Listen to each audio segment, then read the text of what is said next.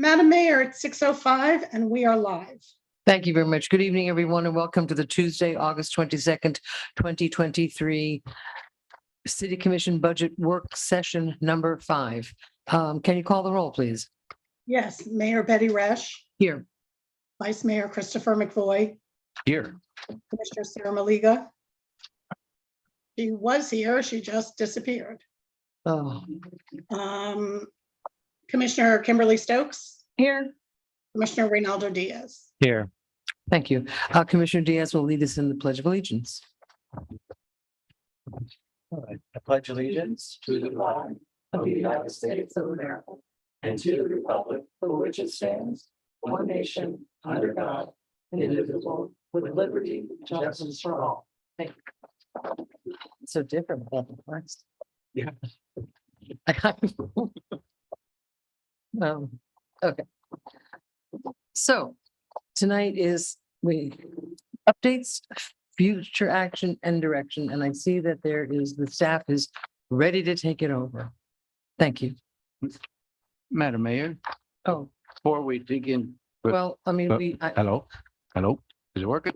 Mr. McVoy, I was going to hand it over to staff for the purpose of this meeting. I understand, but before we have a lot of details today. I thought perhaps we could have you to grant me the possibility of just a couple general overall comments. No, before we sir, dig- we're going to do it the way we've always done it. Thank you. Okay, so no general comments overall before we dig into the details? Yeah. Okay. Yeah, I mean, as we come through, there's obviously detail. Yeah. There's but obviously sometimes details in it's here. Useful to, as we're talking about the budget. And you to will look at the big absolutely have your opportunity to do that. Yeah. Thank you. We all were. About the agenda. Okay. So the last item on today's agenda is to discuss the position count, which we just received 2 minutes ago. Right. And I was talking to staff and they don't seem to have any objections if we do not discuss this tonight and talk about it at the first public hearing. So we all have time to go through the packet that we were just given. So we just need a motion to amend the agenda, I I would think. No. No, we don't, Madam Mayor. The workshop. Oh, great. Yeah. Cross it off your list. just wanted to put that way, if anybody's sticking around for this. Agree with what Commissioner Stokes asked for? Well, given that I Well, have just not. whatever. I mean, do you agree with what she said? Yeah, okay. Yeah. Yeah. Right, if Mr. I- Diaz? Excuse me, if I may add, we also going to be going over the supplemental requests. Some of those requests are like a position or two that we may have to add. So we will have to update those schedules for you guys, and the update will be done by the end of this week. Okay. Okay, but For we the can next still look meeting. at You can these. still look And at it, then right? if we agree to the additional Correct. positions, we know that they are not accounted for in here yet. Yes. Okay, Yes. Thank you. Okay, great. So let's hear it. Okay, with that, Madam Mayor, I'll turn it over to staff so we can dig in. It's a lot to do today. Good evening, Madam Mayor and City Commission. Talk into the microphone, please. A Can you hear me now? little bit better, but it's important because mostly as well for the people listening out at home. Got it. How about now? Much better. Okay, great. Thank you. Good evening, Madam Mayor and City Commission. We are in the final workshop. So this is workshop number 5. We met with all the departments one final time. And so today we're going to do an overview of the fiscal year 24 operating and capital improvement program. And in case you're wondering what item we're on, we're just on that budget overview. It's also being presented. It's in your packet that you received last week. Yes, in your binder. So the topics that we're going to cover today are going to be the significant changes in the operating budget, and we'll walk you through those, CIP and ARPA, that's Capital Improvement Program. And then our supplemental requests, those are those positions we were just talking about, the discretionary sales tax update, and then we mentioned we'll save the 24 staff count for the next budget hearing and add that to that agenda. Okay. So we'll start with the budget significant changes if there's no questions. Okay. Help me, guide me through what we're looking at. There's a lot of Yes. different things. So Oh, grab the budget overview put that on here. that you received in your binder, and that Oh, was those last week. already- It's not part of that big packet Right, that there you you have. go, You can thank just put that to the side It's for a now. lot of papers. It is, it is. Maybe we'll go paperless one day. I don't want you to go. Okay, we won't go paperless. Okay. All right, so we'll go ahead and begin with the general fund. So we had an increase in revenues of 276,000 from enterprise fund franchise fees. an increase of 68,000 from projected ad valorem revenues. When we first presented the budget, I think that second workshop or first workshop, we didn't have the final information yet. So we made that update based on receiving that information from the county. An increase of 112,500 from community sustainability revenues. We kind of touched on that last week. And then the accountant two position that was previously unfunded, it's now funded again. That was in the amount of $130,000. And as a result, there's additional projected revenues in the budget. So, or actually as a result of those projected revenues, we're able to refund that position. And so as a result of all those changes within the general fund, there's now a surplus of approximately $525,000. I will move on to the building fund. So use of the building fund, the fund balance was increased by $84,000 for the purchase of 2 vehicles. And we are moving to page 2, in case you're wondering where we are. The electric fund, we increased that base rate of 5%, which resulted in a surplus of approximately $1.28 million as projected by the Stantec modeling in the last workshop. Water fund, we added a CIP project for the modular office space in the amount of $450,000. And water fund now has a surplus of approximately $376,000. Local sewer fund had an increase. We increased the rates. I believe that was budget workshop 3 by 10%, which resulted in a surplus of approximately $106,000. Stormwater fund, they added a CIP project for the Resilient Florida program in the amount of $750,000. And then self-insurance fund, there was some reallocation between the departments and that resulted in a surplus of $303,000. Garage funds, an increase in the use of fund balance for $104,000. And this was a result of the reallocations between departments as well. And then the employee benefit fund, and as a result of reconciliations between the departments, the benefit fund now has a surplus of approximately $84,000. I'll pause there. And if not, I will flip us to the final page, the graphs, which everyone loves. So I'll point you to the bottom, the net revenues. You can see the general fund has a net revenue of about that $525,000. The building fund, about $1,082, beach fund around $10,000, code remediation around $2,000, golf $7,600. Information technology is breaking even as they should be, and then garage fund $2,100. And then I'll point you to the next row, self-insurance fund, net revenue, as we mentioned, $303,000, employee benefit fund $84,000, and then debt services fund breaking even as it should. Then I'll point you to the enterprise funds. If you skip over those graphs, you can see that, I'll just point to the graphs. You can see that obviously our revenues exceed our expenses. And then going to the enterprise funds, electric fund is the first one. Net revenues of, again, that 1.28 million. Water fund, 376,000 approximately. Local sewer, approximately 106,000. Regional sewer fund, approximately 871,000, actually 871,534. Stormwater fund, $381, and then refuse fund, $84,672. And that is where we are with the final operating budget. And I'll take any questions at this time. Mr. McVoy? Mr. McVoy? Thank you, Madam Mayor.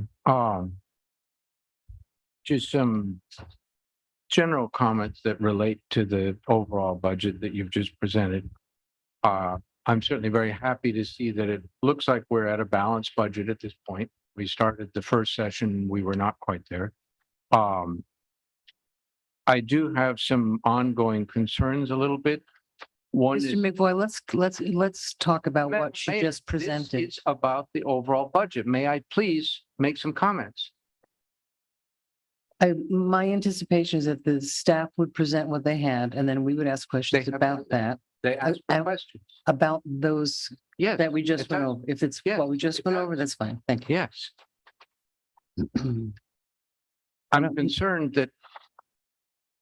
Can I speak? Please? Okay. I'm concerned that the initial, when the difference, I'm happy that we got to balanced. When we came in, we were about 3.5 million off, is my recollection.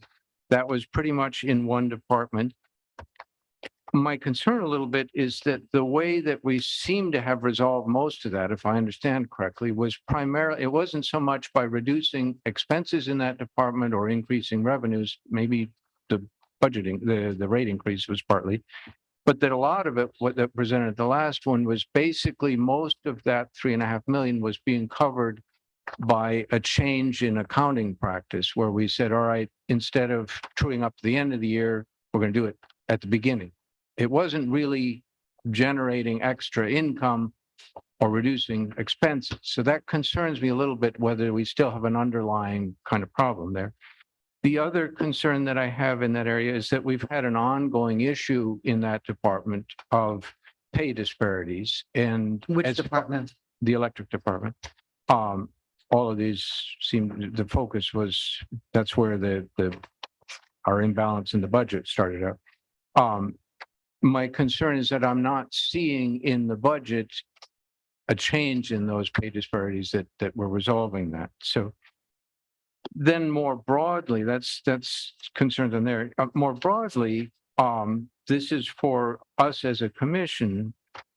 We have talked about a number of items over the past year that we've seemed to have indicated to ourselves and the public that they were priorities. And I'm going to list 4 of them that seem to have come up. And the reason I'm mentioning them is that I'm not necessarily seeing them in the budget. And maybe we can all address that a little bit. Trees, we were advised by the Electric Utility Advisory Board, one of their highest priorities is put some work into planting trees. Urban heat island effect. There's a long lag time before you get the benefit of trees, the sooner the better. We've discussed it a number of times as a commission, but really until you put money behind something, you're not really doing anything about it. We're just talking. So that's one concern. Crisis intervention, we had a presentation on that. We may have more on it. I'm not seeing that in the budget. Parks and open space, we've talked about that somewhat. I think it is in the CIP, so maybe that will be okay.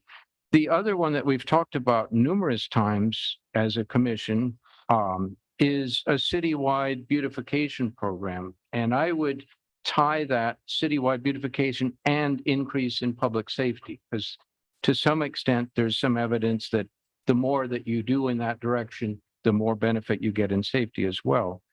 And again, I don't see that anywhere in the budget. And so my concern is, where are we as a commission on these items? Are we going to put money behind them, or are we not? Because if we don't do it at this point in the budget, it means it doesn't happen. All those things that we've talked about, I understand. can I finish? We don't. All those things don't happen for another year. And especially for some of them, they have long lead times. And I think Ms. Sooner you get Davis on it, wants to better. address your concern about that. I see. your Okay, hand is- I'm finished and I'm happy Thank to you. hear. Thank you. Ms. Davis? Thank you, Madam Mayor. Thank you, Vice Mayor, for bringing those issues. Certainly, we will touch on those points in the ARPA discussion. These items, of course, have been a priority and some items discussed among the commission. So it is the discretion of the commission to decide what programs and projects you would like to be carried out through some of the funding. So you'll see when we have the ARPA discussion, we have a category called community development. And so $1 million is recommended in that area. That will give you all the opportunity to decide what projects you would like to focus on in this budget year. And that will be the line item in which those items be funded, is such as the tree shade canopy program, beautification program, and any other social services program. I'm Mr. happy. McGoy? I'm happy to hear that. My only concern is if we push it all onto ARPA, that's a one-shot outside set of money. It doesn't really reflect that we have made this as a commission, these items a priority that we included in our annual budget, which that's kind of where we indicate what our priorities are, is what we spend money on an annual basis. So I'm happy to hear that we will discuss it under the ARPA, but I raised the concern that we need to put our money where our mouth is on some of these things or tell people we're not going to do anything. Right. One of So, those. so we do have certain sources of funding to allocate to these programs. Of course, ARPA is one area. Discretionary penny sales tax is another funding. So, but we're limited to the number of sources that could be allocated towards it. As you can see, our budget is rather lean. So, using those funds will certainly start out this year. We're also looking at grant funds as well concerning particularly like the tree planting program. So we're pursuing those and researching that as well. So Yeah, I was going to ask you, because you had mentioned the other day that you've got your intern working on exactly that. absolutely. Yeah, and I'm meeting with some of the people from the Bryant Park area about the trees with input. I've mentioned that to you. So to get more input from the citizens that are concerned about it. Mhm. Commissioner Stokes. So this year, unlike the previous 2 years, we have no additional money to play with, which I'm still not sure how we ended up here, but this is where we are. So in the previous years, we ended up getting more money and property tax than the previous year. Once raises were accounted for, once the police contract was accounted for. Well, once all that was accounted for, we had leftover money and we could decide, do we want to add a librarian? Do we want to do that? We didn't have that this year. So I still think that I still have questions that I'll be continuing to ask even after the budget process is over. But for right now, I don't think we can put any of these things that we all care about into our annual budget. But I do think I am not comfortable allocating all of our ARPA money to infrastructure projects tonight. Like, I will not do that. That is our once in a lifetime opportunity. To do something that is going to be a little bit different. And so I did an analysis, and then I just wanted to make sure you guys had the same. When I talk about all my numbers, I thought you might appreciate having.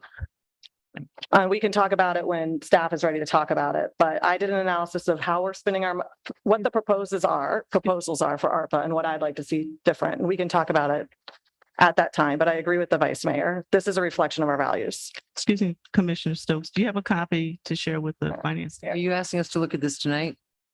We can talk about when I tell, it's a couple charts. So when I talk about it, you'll have the chart to flip to when that time comes.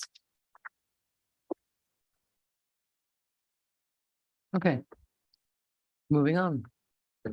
So that's actually a great segue. We're going to go into the CIP and ARPA, and I will hand it over to our Director of Finance. Thank you. So we'll start with the share the screen.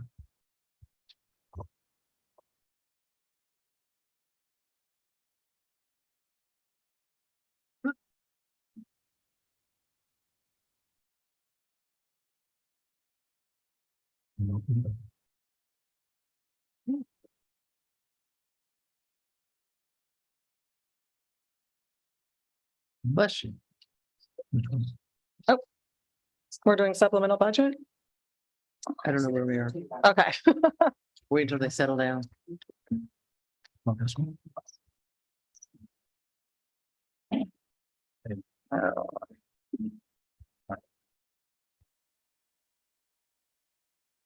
All right, we'll start with the 5-year plan. Okay. For the 5-year plan, does Where are we? everyone have Tell me, the what does it 5-year look plan? like? Together? It's on the Hold screen. on. Was this a handout tonight or Yes. previous? Yes, Tonight. All right, let me go. it's on the screen. Also, Okay. That's, it's in the handouts.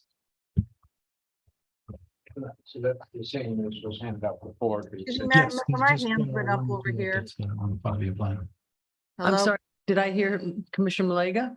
Yes, my hand has been up in regards to Commissioner Stokes passing out something that I don't have access to. Okay, we can't see you is the problem. Sylvina can send it to her. Sylvina, she printed it for me. Well, even the handouts from tonight, That's what I'm talking about tonight, the handouts that were just passed out. Uh-oh. right? Maybe the finance Oh. director can confirm, but I think this hasn't changed from an earlier version. There's, I'm talking about what Commissioner Stokes passed out. Right. Okay. Sylvina should be able to send that on. Okay. So the 5-year plan didn't change much. It's just two items. For the cemetery, the mausoleum, we got an update to the estimate. The estimate is now 1,324,000 from 745,000. You will see that update in the next meeting during the first public hearing. And we also had 1.3 million. you said? yes, 1.324 million. I have to stop. I cannot find what you're talking about. I It apologize. looks like this. It was And in the current bundle That came in today. Yes. that was on our desk. I'm just not, There's a lot of paper. It's in order, so it's the second one. well, that was long. That train has taken off. That ship has sailed. I think. No, Yeah, I mean, back has like a green box on it. yeah, I'm not seeing anything like that. Just trying to gaslight me.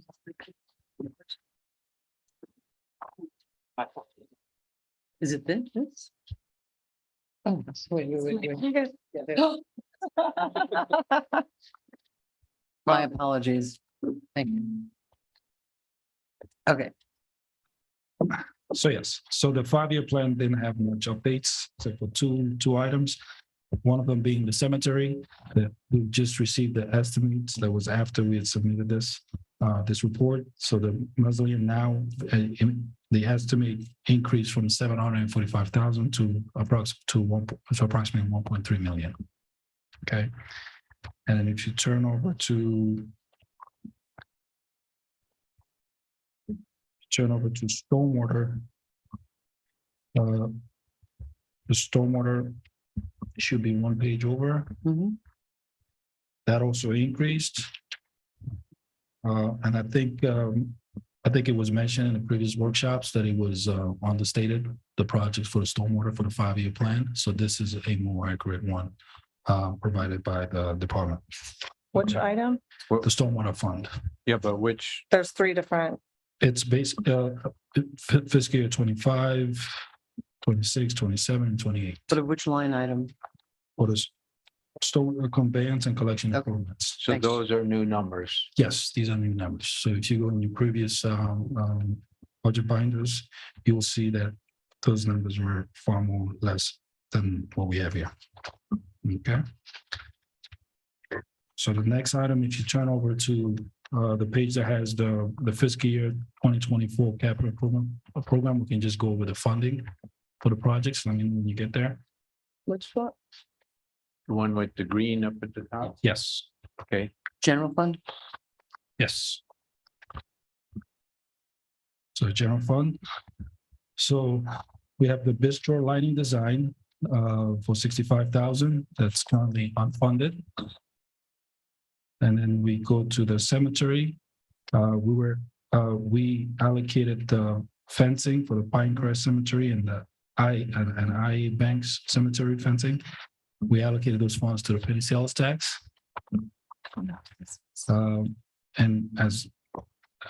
And the mausoleum, as discussed, that is still unfunded as of now. Okay. Which one is unfunded? The mausoleum. What Yes. about, The fencing is funded with penny sales tax. and what kind of fencing is that for the Pinecrest? I would need Jamie. I'm sure they'll show us when it comes to time. We'll have choices, correct? Well, the reason I ask is that when I went to one of the meetings on the cemetery, there was a person that came and spoke to us from, couldn't tell you the name of the cemetery, but she had a connection to the Osborne community and runs Mhm. 2 other cemeteries. And she pointed out that what they did, because they had some issues of people going through undesirably through the cemetery, they simply put up a chain over the roadways going in and closed it at, I don't know, 5 PM or 7 PM or something or other, which I would guess is a whole lot cheaper than $450,000. And Madam Mayor, that community does not want a chain. to- Okay, when I cannot see your hand, so it's good to shout out. But Sorry, I understand that's that because of I'm the sure sharing you're your going to react to that. So, right, Mr. McGuire? just that's why I'm asking about it. 450,000 is quite a bit, and I'm wondering what are we trying to achieve with that fencing, and could we do so in a manner that's used in another cemetery and would, my guess, be considerably cheaper? Commissioner Malega? And maybe some we're already doing. I don't know. Thank you, Madam Mayor. Being the person that represents District 1 and has had thorough conversations with everybody in the community, including last week, former Commissioner Retha Lowe, a chain is not going to stop the activities that are happening. The cemeteries are in residential areas. They need to be secured. And a simple chain that somebody can step over is not going to suffice. We need to increase the level of service at these cemeteries so we can eventually increase the money that they're making to offset the expenditures. And to do so, Mr. Director Jamie Brown has done thorough investigation as well. My hopes is that with us putting in the fencing and the gate and securing the cemeteries and making them safer for all, that next year we could possibly go for funding from the state on the mausoleum, because in this past legislative session, Senator Bobby Powell passed some really good legislature in regards to African-American cemeteries and historical cemeteries that we could tap into. So a chain is not something that this community wants. This is not putting a Band-Aid on. This is leveling the service that we're providing to the families of the people who are resting, and that is their final resting spot. And I would just add, I mean, I think that, you know, when I drive by the cemeteries, it's like, it looks a little disrespectful.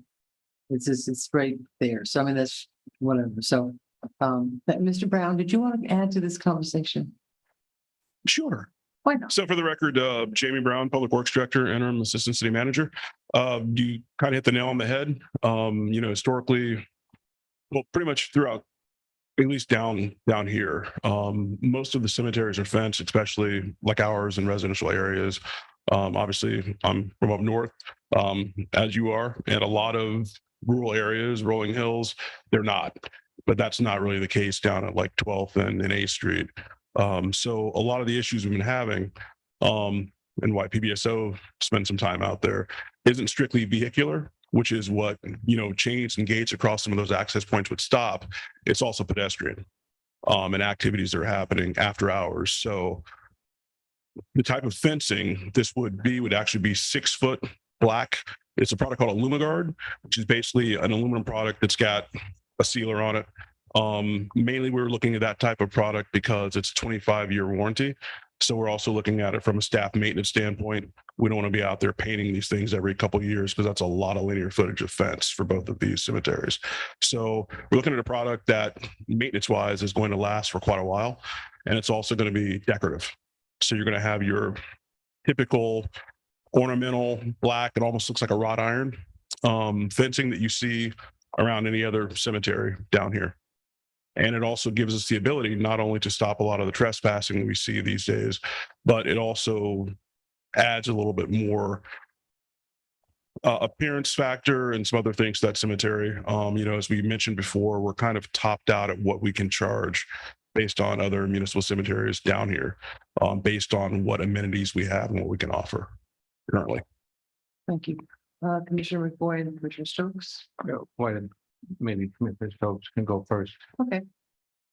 Commissioner- Right, I just, I'm a little frustrated that we talked about this a ton last year, and then without any other further conversation, now we're asking to commit over $500,000 to this project.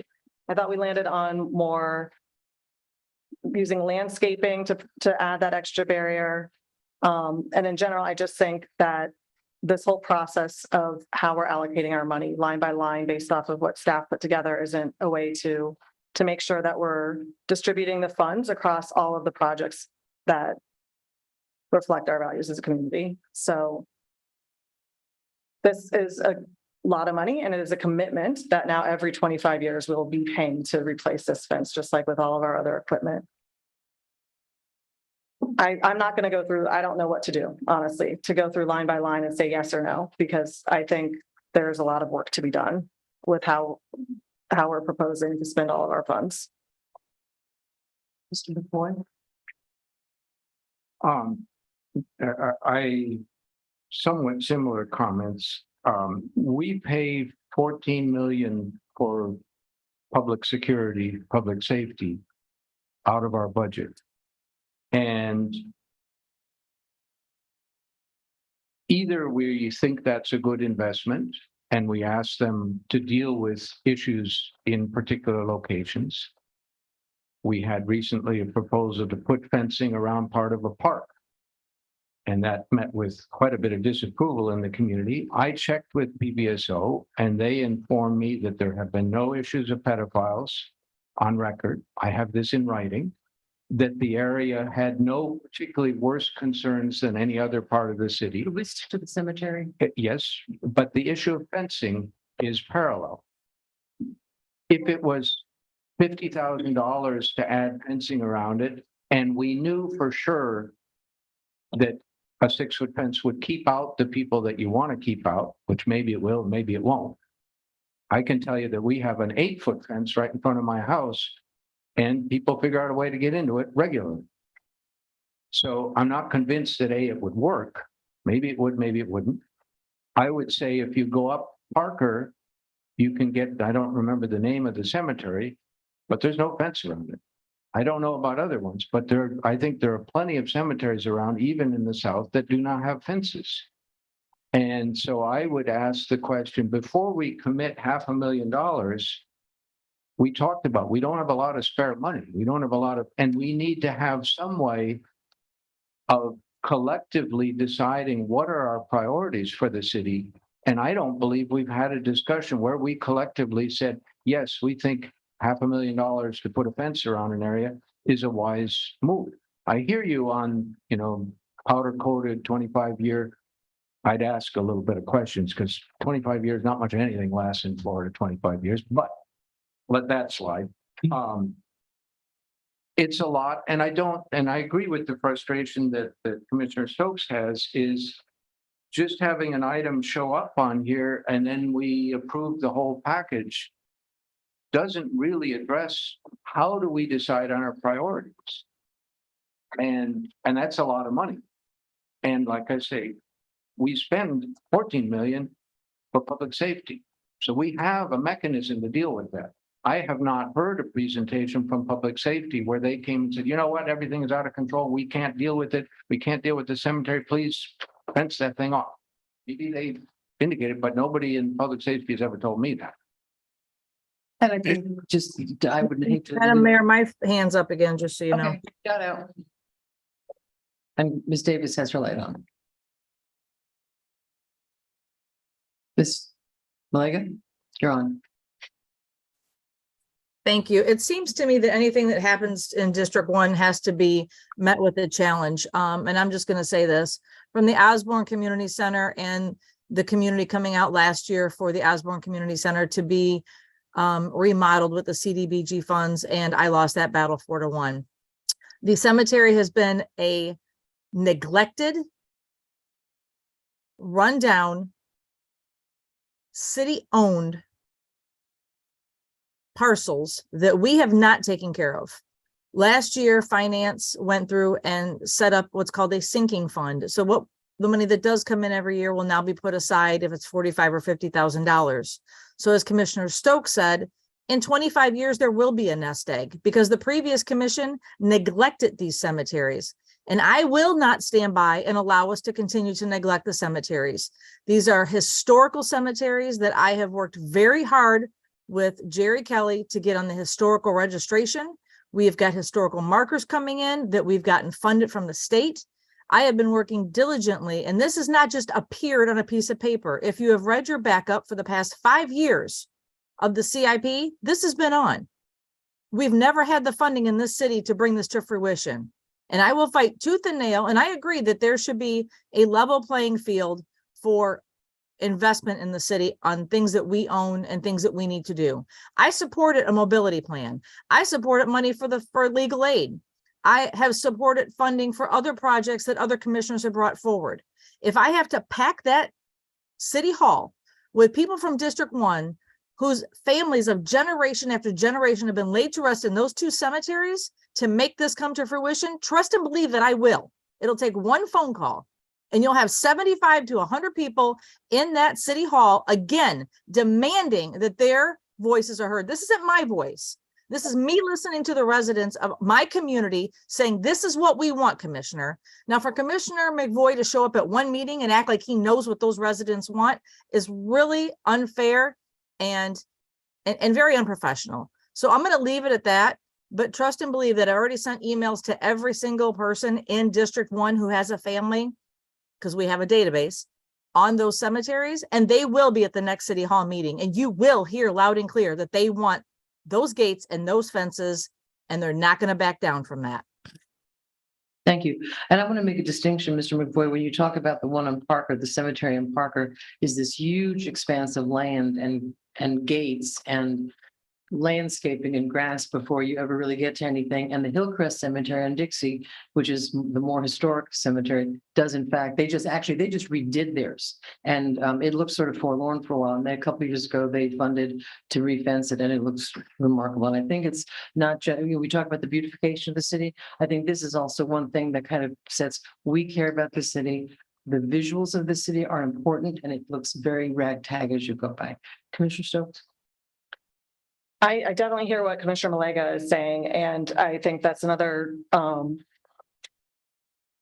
concern that I have with this approach to allocating funding is that we haven't heard from the community. I think we put out one survey 2 years ago asking people, how would you want to see ARPA funding being spent? And we haven't heard from the community. So we're looking at taking and draining the rest of our ARPA and discretionary sales tax tonight. This is not a way that I feel comfortable making these decisions, because if I were to go to somebody in the community and say, do you want this? They're going to say, yes, yes, yes. And then I'm like, well, do you want that? And they're going to say, yes, yes, yes. And then, well, which one do you want us to prioritize? And that's our job, is to make those decisions. Okay, but it's very easy to try to get everybody to come out for the one little, not even little, the one issue that's the most important to them. They're going to come out for it, but we really need to look at the whole picture. And I think this process does not allow us to look at the whole picture. We all have the opportunity to meet with staff one-to-one before the meeting and voice those opinions, and perhaps staff then would come with that sort of, general thing. I don't know, these are not full-time jobs. I don't know what else if there's a process that next year, hopefully we can. No, this is where we are today. I see your light is on, Ms. Davis. We don't have to allocate all of ARPA and all of penny sales tax. We don't have to. We can take our time and make sure that we're all happy with the way that we're distributing these funds and that everybody is getting what they're prioritizing. Well, everyone's not going to get what they're because there's a limited amount of funds. Right, but I haven't even seen, Mr. McVoy, you have something else? Ms. Davis I don't want to beat this. Well, you may not want to beat it, and I understand that. I mean, you said your However- position. However, $500,000 is a substantial chunk. I believe it's about 2 million that comes in a year roughly. So that's a fourth of what comes in. The assertion was made that we could charge more if we do something with the cemetery. I've seen no evidence or studies to indicate that that's in fact true. That might be true, but I suspect that the rate that we can charge, the rate that we can charge depends on what kind of the going rate is other places. Nobody's going to pay substantially more because there's a $500,000 fence around. We also have not seen what are alternatives. I take offense at criticizing staff, which is implicit when we say, oh, our cemetery looks ragtag, it looks terrible. It's not I don't- staff, it's the planning. It's never been taken care. It's never been properly. I hear a lot that Bryant Park is terrible, that the cemetery is No one's saying terrible, it's terrible. or ragtag, or various, I think, Mr. McVoy, I have to stop you. I think you've made your point. We have to move on. We've got a long agenda ahead of us. Well, we Mr. don't- McVoy, please. No. I'm asking we you- need to come to some sort of. I am decision. asking you, you've made your point.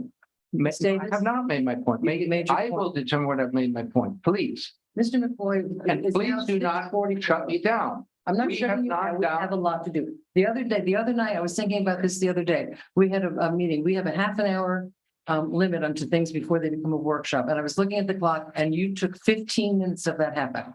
Are we deciding at this point that 450, we are in agreement universally, we have consensus to spend that? If we don't have consensus to spend that, we should not leave it on the list. Or if we have consensus to spend some lesser amount, we do not have to just move on because that leaves it on the list. Thank We you. I'm going to ask the finance director, Mr. Finance Yes, Director. it would definitely be helpful if we have a consensus as we go through these departments. Okay, that way- I want to ask you a direct question though. And Commissioner Malega is not here and that's sort of. I have my hand raised, ma'am, because I would not like this decided on until the people who's affected have a voice in this. Okay, so let me, I was gonna ask the finance director. We'll have some more meetings. If we don't specifically allocate line for line. Right. What, if any, consequence would there be in terms of our assigning the ARPA funds, using the ARPA, we have deadlines for that. Right. So could we keep a certain amount of the, let's say, the contested ARPA things set aside? And revisit? Yes, we can always revisit, but we have to keep in mind, but we have up to December. I'm very concerned about the timeline. And Chris, our grant person here, he had mentioned that if we do not, that's him, sorry. You keep pointing at somebody like Chris. Yeah, so it was mentioned that if we do not obligate those funds by December 2024, we lose it. We basically have to return. Okay, Yes. so essentially, okay, so that, Mr. So- McCollum was speaking. So essentially, there's not a negative consequence to the city if we take the contested items aside, approve what is uncontested, if there's anything, and visit it later. Yes. Is that true? Meaning we would have to bring it back as a budget Of course, it would amendment. have to be a whole, And right? then once we all agree on how we're going to fund these projects, then we, You want to speak? yes, we'll have. Vegas, by December 31st, 2024, Right. we have dollar amounts. Assigned, we've done the bidding, we've done okay, so we can't play with this. I mean, this is. I'm going to suggest that we start on this beginning of the year. So, Ms. Stowe, Ms. Davis, you've had your light on for so very long. Sure, please come to the mic and just introduce yourself. I'm Chris Gallo. I do the grant administration in the Department of Finance. If there's a project that's not there Mhm. on this list now that you're considering, the sooner you can give me the information on that project, I can research it. You have a lot of latitude with the $10 million revenue loss. It's the restricted funds where there's a lot of checks and balances. So if I have that project, I can research it, make sure we can spend money on it. If there's something that's not here that you want to visit. I know right now, I think with everything that's allocated, there's $77 left in the kitty, but we can always revisit if you have other ideas. I mean, the total ARPA funds. Yes, correct. Okay, great. Thank you. If I may add. Thank you very much. Yes. The unrestricted ARPA funds, if we have any issues with supplies, then that delays the whole project. Mhm. So that could. But if it's cause- obligated, If it's then it's, obligated, that's fine. right, But but it has to be spent by 26. we have to spend it. And, Pay and attention. keep in mind, we did suggest earlier in our discussions during the budget process Right. that we could take the unrestricted funds, pay for public safety, and then release that, in essence, the deadline to give us time to address. And the other advantage would be, as you said earlier, Vice Mayor, for instance, some of the projects you want to use ARPA funds could be used in multiple years without being restricted to the spending of it in 2026. Chris? There's one other thing to note. They keep making changes. So there's another interim report to the final rule that came out where now there's allowances. If God forbid we get hit with a hurricane right. where we can use ARPA funds. Yeah, we don't say that. Well, I mean, it is a bad word, but yeah, so that's another possibility if we have funds, or even if they are allocated, they haven't been set into the report yet. Yes. Right. So there are advantages and disadvantages. I understand having that deadline pushes us to move Gets it forward. done. But with some of the issues like Yannick mentioned about supply chain issues and like I said, then advantages also, we can use certain funding for multiple years for certain projects you may decide to I'm going to make a Yeah. suggestion. use. I'm going to suggest, that after the holidays, we take those funds, we revisit that. We have a meeting where it's explained in public to all of us, and we have our one-on-ones before you get there, what that alternative might be, whether it's something we want to look at or not. And also with our one-on-ones as we prepare for that workshop, that you come in knowing sort of where the commissioners are at. There are some disparities, and we're going to have some disagreements, and it's going to be, But let me say this, the comment I just made wasn't the comment I wanted to make. I wanted to address the issue of the formation of the capital improvement program and how we have suggested some spending. Do keep in mind, this is your budget. You all make the decision. What we have done, the finance team and I have met with staff, determined their needs and resources that's necessary to carry out their responsibilities. What are the issues that we need to do to improve the services for the community?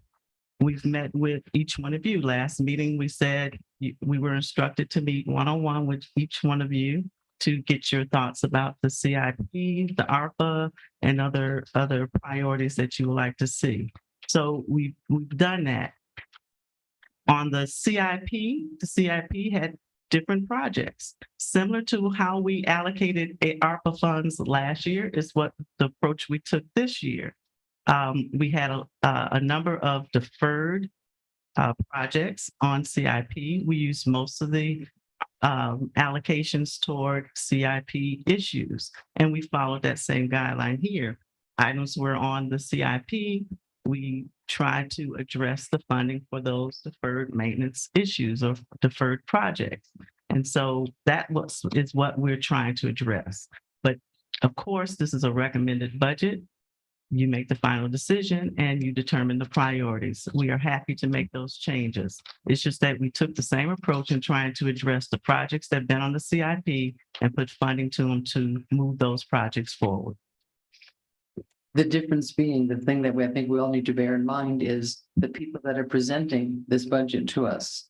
It's not like any one of us sitting up here can go, willy-nilly. I don't think you need that. I take issue with the fact that there's sometimes, it's really hard if they're second guessing. We hire professionals. We rely on them. We don't always agree with, there's certain more intangible things to talk about, fences or that sort of thing. But in terms of the actual budget, the running of the city, how many people are in the department, how much the equipment costs, how much the printing costs, all that stuff, is pretty much, that's what we get from you. I don't feel, it would be like me, I have a mug on my desk that says, please don't confuse your Google search with my law degree.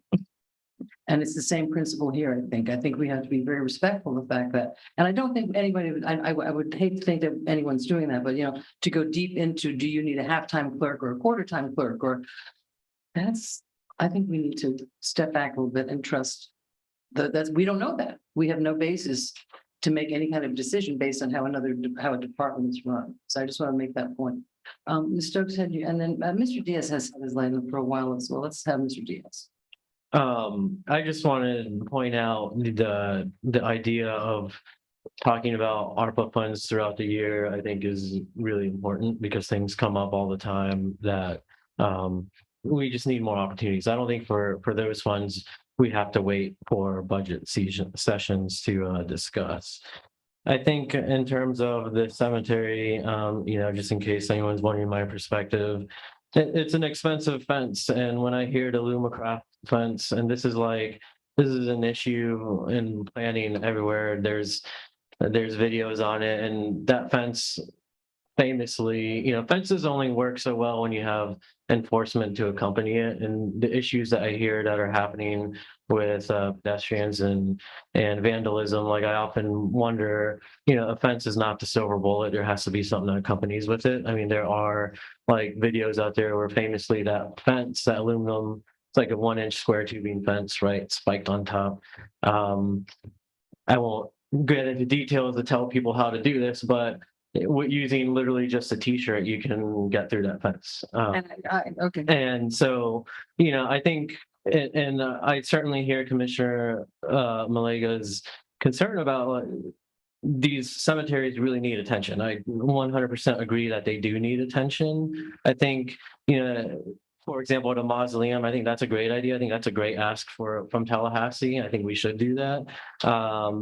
But I'm also curious, every time I visit that cemetery, why don't we talk about like the sidewalks? Like if we want to talk about beautification and doing right for the people who are resting there and the community around, I think there's a lot of things that our dollar can be carried further, like landscaping, the sidewalks, which are all rooted up and things like that. And, I would really like to see a wholesale focus on that to see what's going to give us the biggest return. And I use that word not just financially, I mean like community benefit wise and beautification. Okay, Commissioner Malega, do you have any I can't see you, so do you have any comments? It sounds like we have consensus to set aside some of the ARPA funds for discussion tonight. Right. So I think it would I'm be. here Wait, and I see, wait, I'm sorry, Commissioner Malega? I'm just answering you, and I'm here and I hear, what Commissioner Diaz is saying, but the problem with, it's not just beautification, it's safety. And there are people doing unscrupulous things in the cemetery in the middle of the night. And we will continue this conversation another time. I don't want to, berate the conversation, and we have a lot on our agenda tonight. So I think we have consensus. Mr. Brown, did you want to say something? You looked. The only thing I was going to just mention, kind of commented on one of the things Commissioner Vice Mayor McVoy had talked about as far as like an actual return on investment. And you had mentioned the mausoleum, and Commissioner Malega had talked about possibly going for something next year through Tallahassee. As you saw at the beginning of the meeting, we updated the actual construction dollars to the 1.3. Also, what went up was the actual cost that we could charge because we're running out of space, plots in Pinecrest. So utilizing the open space we currently have to do a mausoleum, that 1.3 investment would get us basically a potential profit of $6,314,000. So there is a large upside to that, based on what it would cost to actually the upfront construction dollars. So we're also looking at revenue possibilities when we're looking at some of these projects as well, because as we all know, we need more revenue coming in. So we're taking that into account when we're kind of looking at a lot of these projects as well. So what can we be doing to start bringing in more dollars than we're currently bringing in? Because we can't keep spinning the wheels like we're doing right now. At some point, we need to be creating something to bring in more revenue. We can go up. Correct. We can go up. We can't go wider. We can't go horizontal any further. So we're looking at these things. And again, looking at the costs that other cemeteries are charging down there, you have to look at the amenities and what they provide. Boca, Boynton, all these other places, they're fenced, they have mausoleums, the list goes on and on. So when you look at our ceiling, there is only so much we can charge for plots And based on what we currently provide. So when we're looking at, well, can we bring in more revenue? Can we start charging more for this, this, and this? We can, because we don't want to surpass what another cemetery is charging Are we when we don't have the same amenities. par with the other? Do you have you done that? I don't. Yeah, I have all that data, and we are less because we don't offer as much. Right. We can't charge more for less amenities. Plant trees. So all that, I do have, I know you love data. I do have data. But yeah, all that has been looked into. Obviously, we look into all that and bring the stuff forward. So Okay. Would it be a good idea then just procedurally tonight, just, to really not spend our entire evenings here, to go to the ARPA funds and see if there's what if any we can agree on and do those. And then if whatever's not agreed on, have a few workshops. Well, this one is actually it's listed under penny sales tax. Right, and I have questions around that. So So, they both, they're somewhat similar in that they're fairly discretionary. ARPA is a little more complicated because half of it is restricted in specific ways. Yep. Penny is We know that. penny something. I think the suggestion I would make, what I'm hearing in terms of consensus is we ought to have sort of a comprehensive look at the Pinecrest and maybe separately cemeteries. What I see in the Pinecrest, for instance, the main thing I see, it's quite nicely kept up. I don't see a problem with that mostly. I see some of the headstones are Okay, doing let's what talk about it headstones when we do. have the workshop. So, yeah, but I think we can capture where we are now. Let's not commit that money now, but let's commit to look at what are our options for fencing, what are options for making it look better, and some price tags with it. The mausoleum, yes, it sounds like that could have a good return on investment, makes sense with the space. So the staff will bring us more data, Absolutely. are Madam Mayor, ready for a meeting. I'm concerned about scheduling another workshop because keep in mind, it's juggling 5 schedules. I get it, and it's staff. been a challenge of trying to, getting everyone back I mean, together. that's one of the sad. But things we of will life. certainly try it. I just want to make sure you Oh, no, understand. listen, it. Does this have to be part of this year's budget? No, that's what they're saying. We can separate it out. Yeah, you can take it out. Yeah. You can Okay. take it out and, So that and gives- come back and be an amendment during the budget year. I mean, that's So there's no time limit to that. right. Okay, good. So I suggest we do that. I say, so let's not talk about anything. Do you want to go to any ARPA funds or do the other things that we're actually talking? Can I suggest, why don't we go through the list and review every Okay. I'm looking Okay. for see the full suggestions. picture, and then maybe at the end, if there's some burning issues that you feel like you need to address now, we address now, and then we revisit the others later. Okay. That's my, Commissioner Malega, I'm going to ask, do you have any comments? I I can't. do. Commissioner Stokes? Yeah, I just wanted to respond because I think it's unfortunate that of this entire list, the cemetery was the first one on the list. And I was not arguing that I will never approve this money. I was really expressing my concern about the process, and I didn't feel like having to say yes or no. And I'm not saying no. Like, I did not feel like going line by line without looking at the big picture overview and talking about it, making that commitment. And that is what we did last year. And I was not happy with the way it went last year. And last year was the year where staff came and said, these are all the absolute must-have projects we have to fund or everything's going to fall apart. And we came in and said, okay.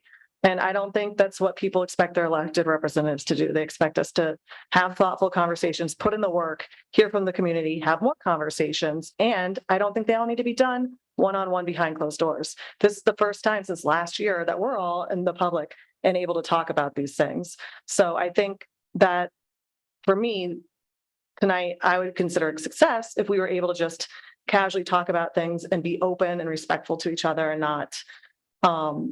not get too worried, because I'm not saying yes or no to anything right now. Maybe we see some things as we go in here. Okay, so but- let's start talking. Commissioner Malega, do you have your hand up? No, ma'am, I do not.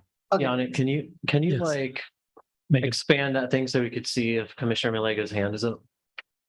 The thing on the right. I Or think maybe, she'll- or I maybe can keep an eye out. just keep an eye out because Melissa sees. Yeah, I'm keeping an eye out. Well, that's Melissa. Okay. Right. And so feel free to just- shout out. just for clarification, are we, because we were hoping that as we go through this departments, then you give us a consensus of what you approve and what you don't approve, so we can remove it. So that by the time we have the first public hearing, we'll know what's going to be funded, what's not going to be funded, and what's going to be coming in during the fiscal year as an amendment. If that makes sense. It does make sense. Okay, and so and that's That way we go reasonable, department right? by department, and then at least we know what's going to be on the CIP budget. Right. That what we need to report to the county and, So- the state. Would you like us to just keep going down this Yes, list? and then let's just, and make it and come up with a consensus by department. That way we, Part of the hard part, Mr. McGuire?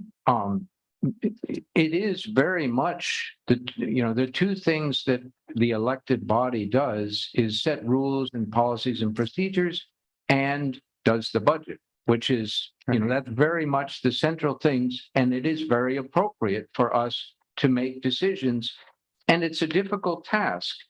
How much is one light bulb worth one lawnmower? Well, lawnmowers do good things and light bulbs do good things. And that's one of the challenges of doing it line by line is you don't know what's coming for the rest of the things. We need sort of a way to look at not is there a constituency for one item? There's almost always a constituency for one item. That doesn't get you out of the woods of what we have to decide. We have to say, well, in the big picture, which is more important?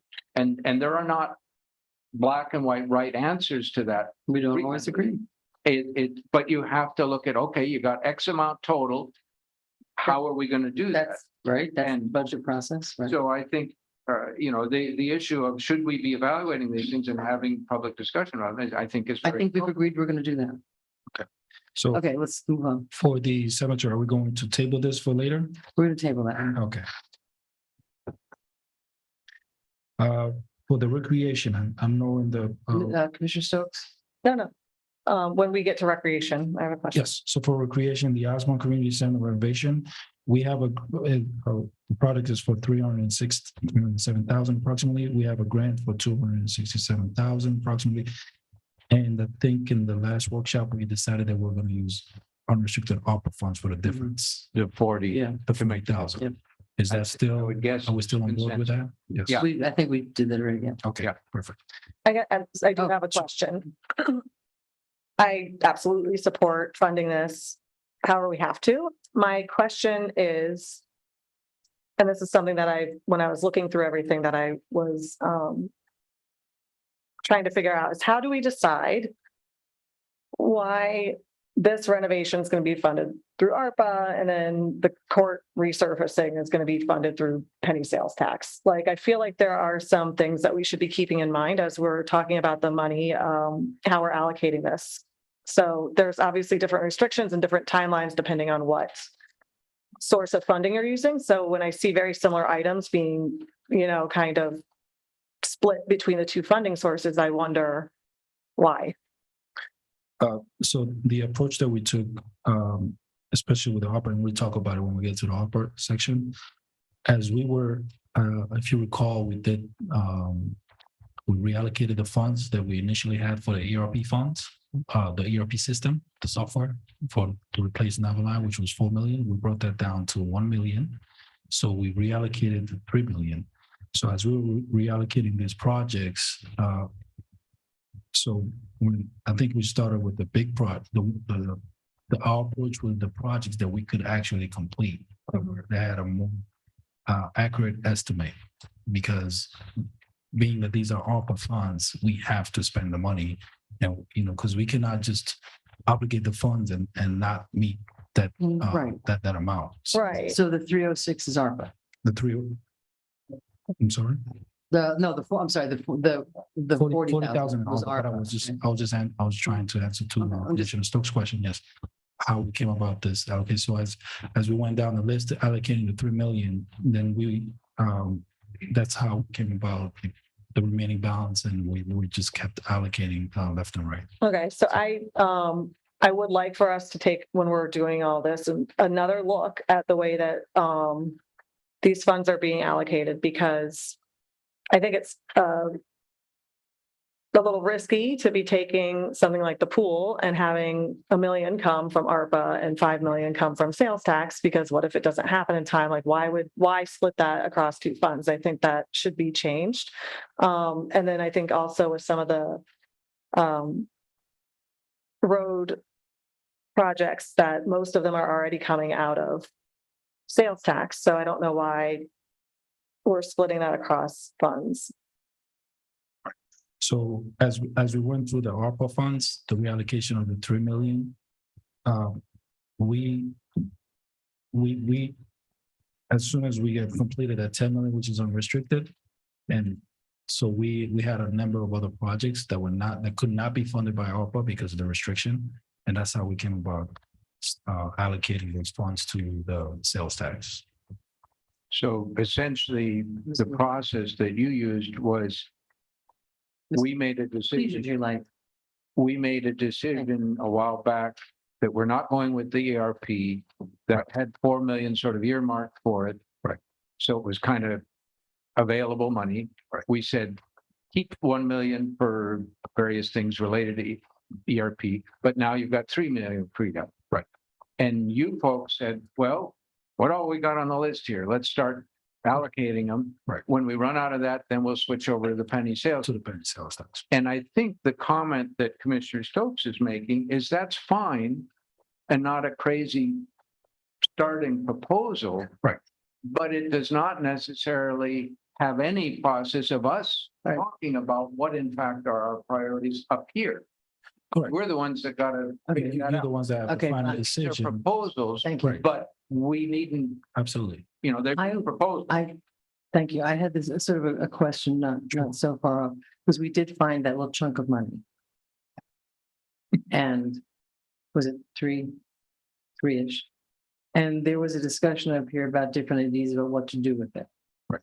Okay, my question is, did you take, is what happened that you took that chunk of money and reallocated it, so in essence, it's kind of gone into other projects? Yes. Projects Okay. that were listed here. Yeah, that I think it's a good, and we've come up with that idea already, that I think it's a good idea that we're gonna have a workshop, that we're gonna sit down and talk about some of the priorities, because they are actually, some, a lot of our policies, do we put into this fund, or do we put it into that fund, so that's a, And as we go through this, to these projects, you can Mhm. just, it's up to you. You could just table this so we could Yeah. come revisit this. yeah, this I mean, it's good to go through it and you kind of just Right. you get it out see the air, which but ones are on then, the table and which ones are we gonna fund this year? okay, great.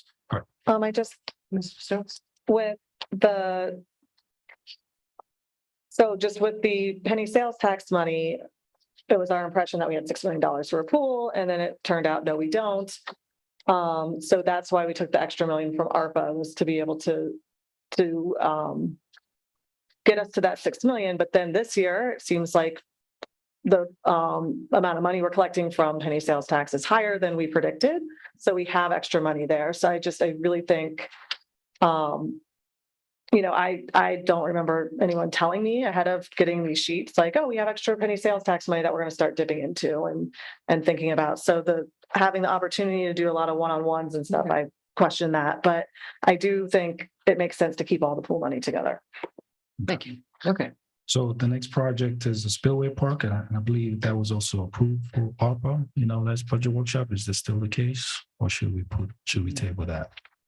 Well, here we go again. I think probably we're gonna, I don't want to talk about everything for 10 minutes. I think it sounds like, because I think we don't have, it says $150,000 for Spillway Park, but it really doesn't say what that's gonna do. Mhm. So I'm thinking perhaps, Mr. Diaz? Yeah, and correct me if I'm wrong, but I think we've already kind of made a little bit of progress towards this in terms of like some of the facilities at that park and improving it. So you feel comfortable with listen, if we can get some of these taken care of tonight, that would be a good thing. Some of the things that Spillway Park has come up a lot, like maybe not a lot, but quite a few times where we talked about its need for improvements. To have, better use with families and whatnot. And I think this was a big part of that. Yeah, Madam Mayor, you all already talked about this at the previous meeting, and that's why. There's so much talk. There's There's so much talk. Sometimes I get a little confused. Okay, so we're good with the, Commissioner Malega, I'm just gonna call you out on each one. Yes. This is my district. It is we have 0 playgrounds in my district, but I would be happy, depending on where we're going, if people don't feel comfortable committing right now to this because we haven't seen the full picture view, I'm okay if once we see the full picture view, we commit to it. So I don't really know what to commit to and what not to tonight, because I really, for me, even when it's something that's in my district, I still appreciate the full picture view. So of course I'm for this, but I also want to respect the process and everything. So let me ask, Finance Director, another question. If let's say tonight we come to consensus that the 150 is okay, despite Commissioner Stokes' hesitation. Yes. No, that's why I'm asking this question. We could change our minds later. We could reallocate something. Okay, Right, somebody would get, and Chris, the grant man is shaking his head, yes. So it's not like chiseled in stone. No. This is kind of a guidance this is a chunk of money. Let's look at what we're going to do with Spillway Park. But we put aside $150,000 to do something. Is that okay? Yeah, yes, I'm happy to, I want improvements in Okay. the park, but I do want to just be respectful. Mr. Diaz? Yeah. And the conversation, like it does need to continue because we had the survey and it might not be that much. So I don't know Right. I don't know if the results of the survey came in or what the decision was, but it might not be even nearly 150. So So then we have extra money. keep it on there conceptually. Okay. I think 150 is Commissioner Maliga's hand is up. Okay, Commissioner Malega? playground equipment throughout. I wanted to say that in addition, I've reached out to Christian at the CRA because the Spillway Park is in the CRA district. And asked him, once we do have a plan, if he could help us try to allocate or find grants to write for as well. I'm in favor of keeping this on. And I know that the community has been pushing hard to get a park built. And I feel as if we leave it on there, we'll actually have a better chance of getting some of those grants that Chris might be going after through the CRA. Great, thank you. Anybody else? Okay, so we're keeping the 150 in. Yes, thank you. Next up. Sunset Ridge Park Tennis Court resurface, we propose to use penny sales tax for that, along with the Parks Open Space Recreation Master Plan and the South Pond Playground. Then there are other, the tennis courts are widely used. I mean, we're hearing from Leisure Services, from Leisure, no, it's okay, from Leisure that they are used, and this is, okay. Commissioner Stokes. Yeah, I think it would be great I love seeing all the money being spread around the city to improve our parks and playgrounds. And the one question I had about the recreation master plan, which I agree is a very important thing for us to do, as we've heard from Director Williams, it can help us with future development. And I was just wondering if that's something that could be potentially funded out of the pot of money that when we're collecting our sustainability bonus, like we haven't talked about what we want that money to go towards, but this feels very connected to that. Let's call it Mr. Waters. How convenient that you're here. Is The this, record, William Waters, Sustainability Director. thank you, and you talking about the resurfacing of the. No, Next on the master plan, okay. Is the we've talked about Yes. $250,000 for a master plan for parks and recreation. Is that something we can take your money for? We can take the sustainable bonus money, but we don't have that much in the account yet. There are 3 or 4 projects that are not paying their sustainable bonus, of which how their approvals were done. They don't have to pay it until they apply for their building permits. And 3 projects are been delayed and kind of poking along at a much slower rate than we expected. I think the sustainable bonus program may have $65,000 or $70,000 in it. Now, there is money in the transfer development right My next program, question. which is more like $250,000. And the way that is structured, it can be done. That money can be utilized for planning and furtherance of infrastructure improvements later. Would you be willing to give it to us? It's not my decision to make. It's how it's written in the resolution. It's up to you. Yeah. Okay, well, And we could combine the Keep two that if there's in our not back enough. pocket as we're I'd suggest split it half and half. I'm using lights. Mr. Diaz? I think Director Waters gave a good answer. I was going to ask about maybe this is something kind of like the public safety thing that we can recoup that money when those projects come online. And is there a time frame when those 3? I wish I could That's look such an into a crystal impossible- ball and tell you. I feel like I'm playing the waiting game forever. Yeah. We have so many projects that are just pending. Yeah, that's a conversation for another day. Yes, it is. we might want to look into TOD. TDR. Oh, TDR. So, Different bucket. We are doing a mobility plan so that Right, I think the second year of that was supposed to be out of sustainable bonus. okay. So that's coming before you at a point later. On the Sunset Ridge, Mr. McBoy, we are using the blank thing. on the Sunset Ridge one, I certainly defer to the leisure staff.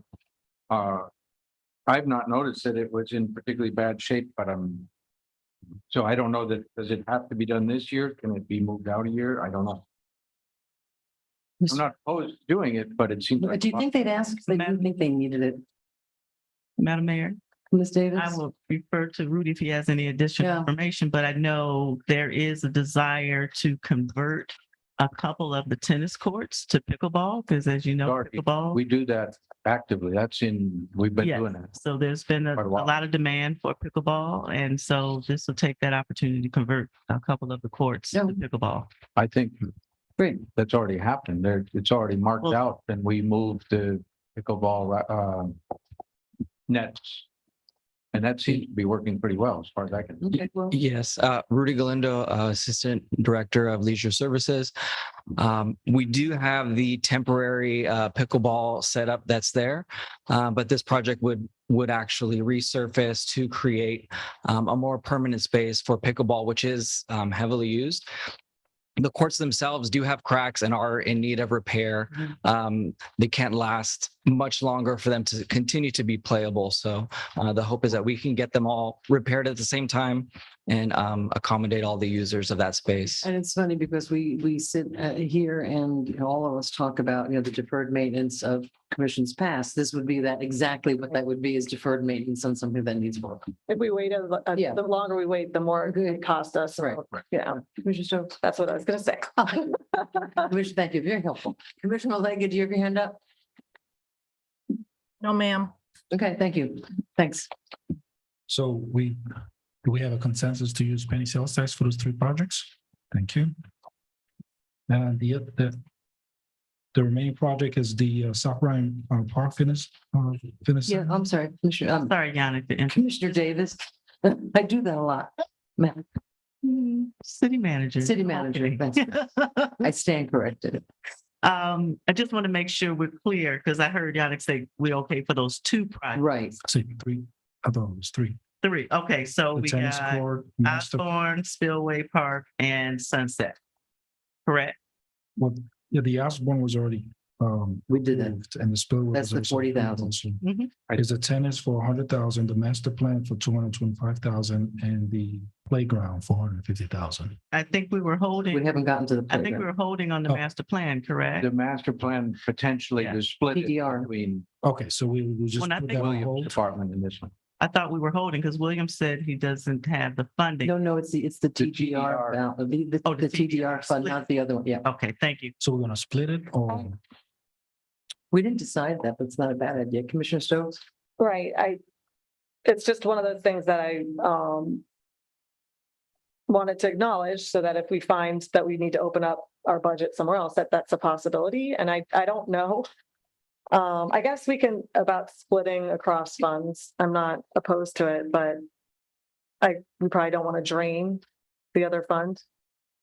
Is that why we're splitting it? There's a 20, how much? It would basically be the whole fund. Shout out. I think it's about $250,000. Okay, so that's about $250,000. So yeah, I Right, would, so so split it. That's why we want to split. Split it in half? Okay. Thank you. Have these. And then the South Palm Playground, keep that on there in conception. Keep the South Palm Playground. I'm asking, I think so, yeah. It's kind of same thing as the Spillway Park. Let's see, let's put the money there so that we know we have it. Okay, so Is that a yes? that's, I believe that's a yes. Okay. Oh, I see a light on, Mr. Diaz. Yeah, keeping them on, but you know, I look at it, it's so needed, obviously deferred maintenance, being next to the lagoon at saltwater. And I look at this like picture of the fitness park.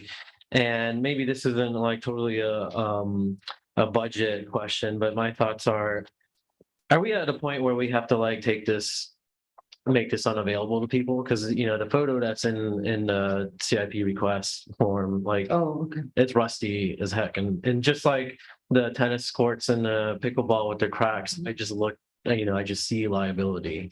So maybe part of the If discussion. they're dangerous, let's take them out. Let's have our risk management team. Look at it. Yeah, so when we revisit, that might be part of discussion in terms of prioritizing is, you know, this one really should not be out there right now. I think that makes sense. Thank you. Okay, roadway projects. No, before we move to that one, we also have the South Bryan Park, Fitness Park. The We had fitness park, yeah. proposed the majority of that to use ARPA funds, the unrestricted. I think we're looking at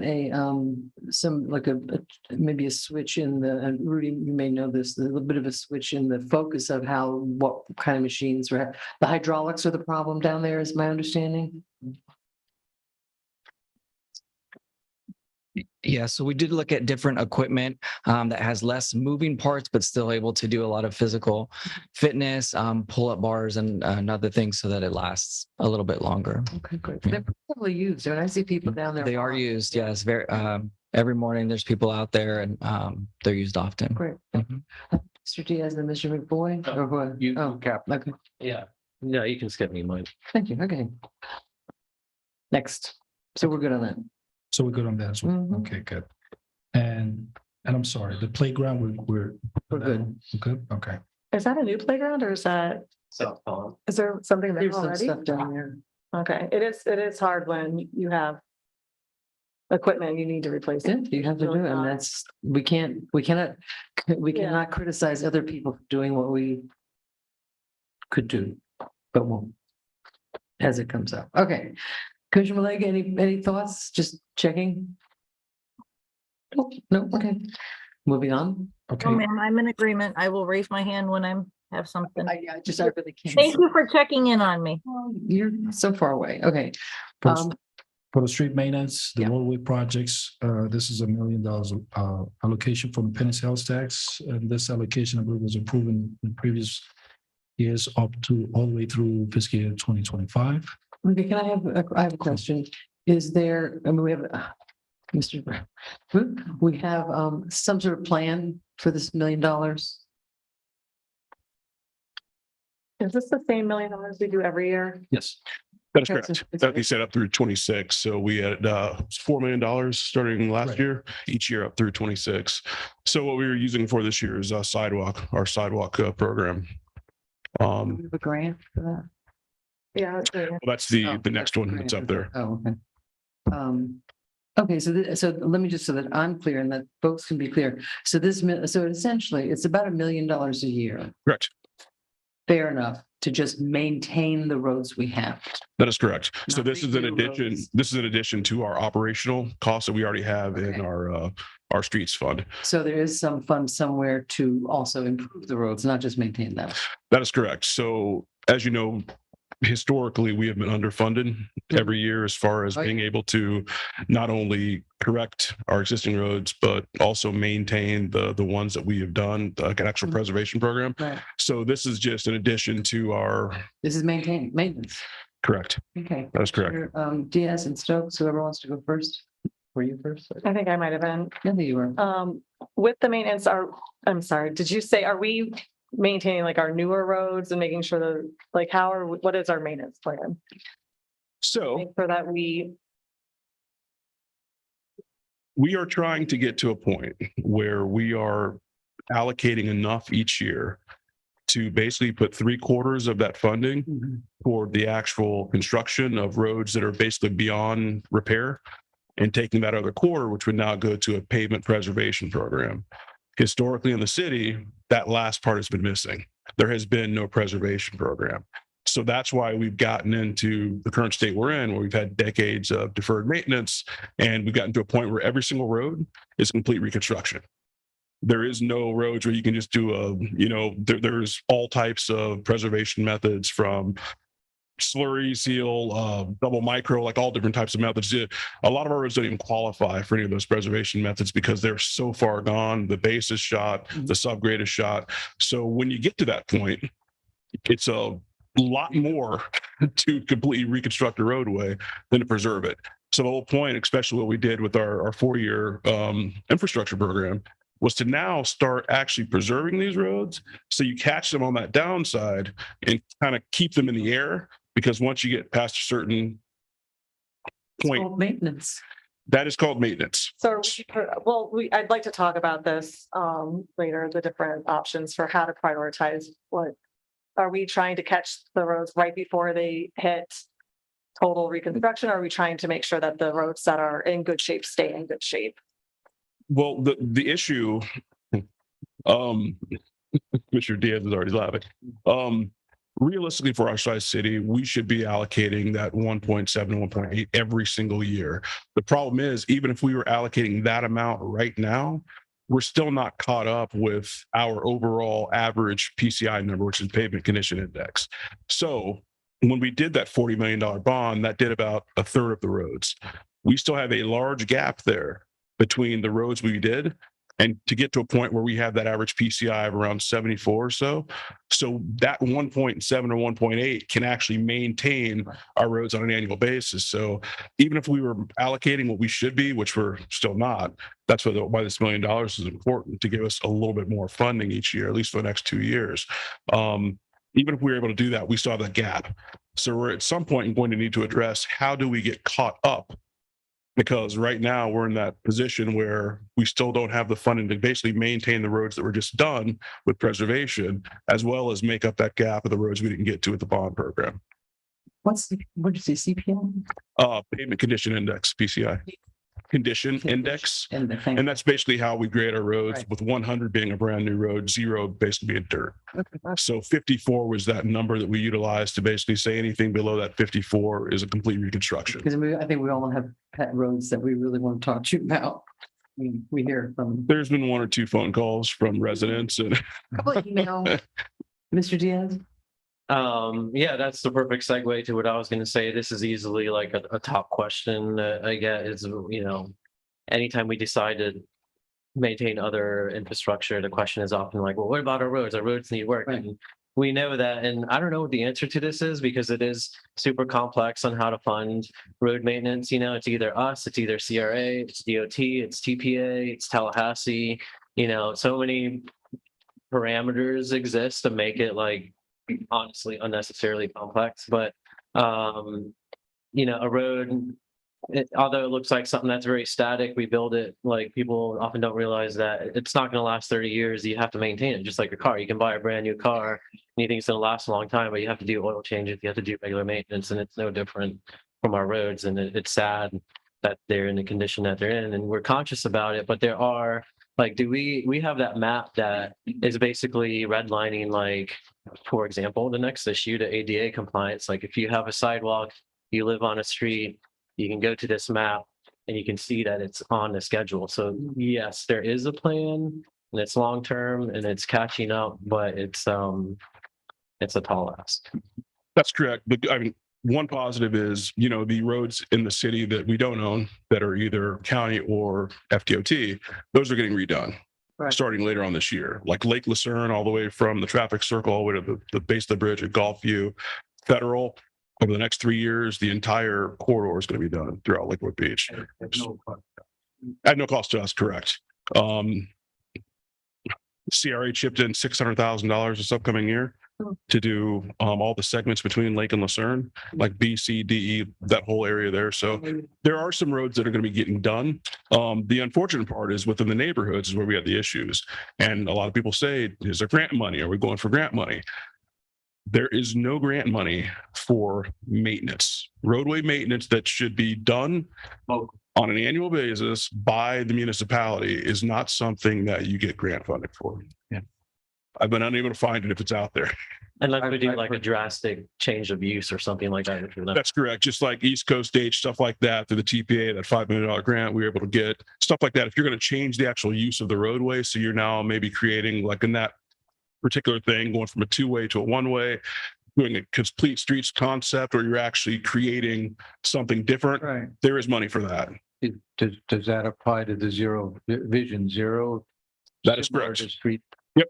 That ties in with the complete streets as well. The issue we have with that, other than there are only a few locations in the city we can do that because we already have a lot of 1-way streets, especially like within the neighborhoods. Trying to find the right of way width in order to incorporate a lot of those concepts is difficult on some of our main corridors. But that's something you're looking at a lot of, you're always looking for, are any of these streets eligible for Vision Zero or for complete street? And if so, we can get them on some other list or multimodal, and that may come up with the Correct. mobility plan. too. And in like East Coast and H, for example, they're both 2-way right now. Creating 1-way pairs and now widening that right of way gives us that ability to add a lot of complete street concepts, as well as each one of those first, second, third, fourth, fifth, doing the same thing on those. So you now have these 1-way pairs.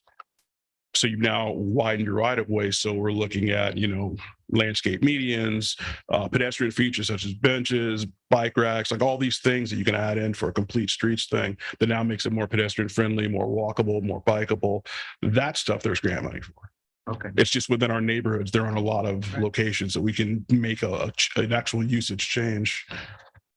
Commissioner Diaz? Yeah, but I think it's really important to not think that we can get these changes just about anywhere. We're pretty tapped out on opportunities because of the lack of setbacks and stuff. So looking at roads like A Street, which like recognizably definitely could use some improvements, but the space isn't there to do that kind of change. So catch up is catch up. Thank you.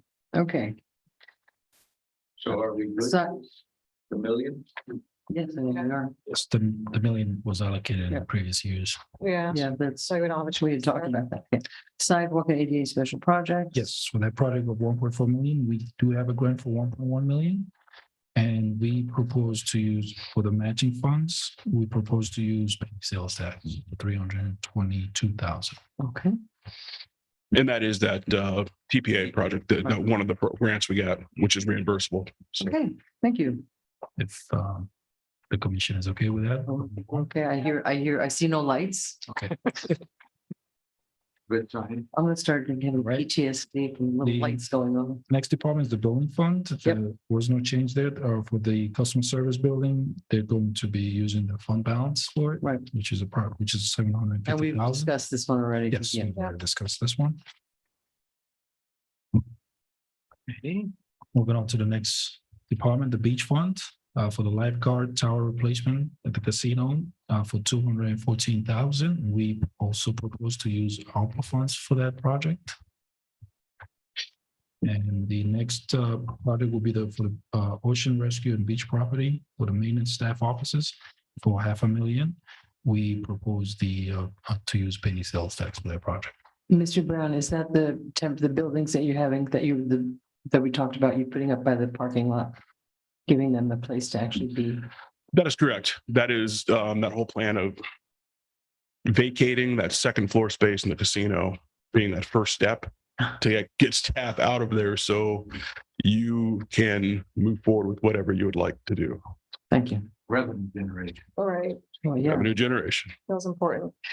it's only been a storage unit for 10 years, 11 years now. So we're good on both of those, the 500 and the 214? I think so. I think we have to, Yeah. there are things that we have to replace, like we Yeah. have no choice. And then Okay, so. they're at that there. Nothing from Sarah, okay?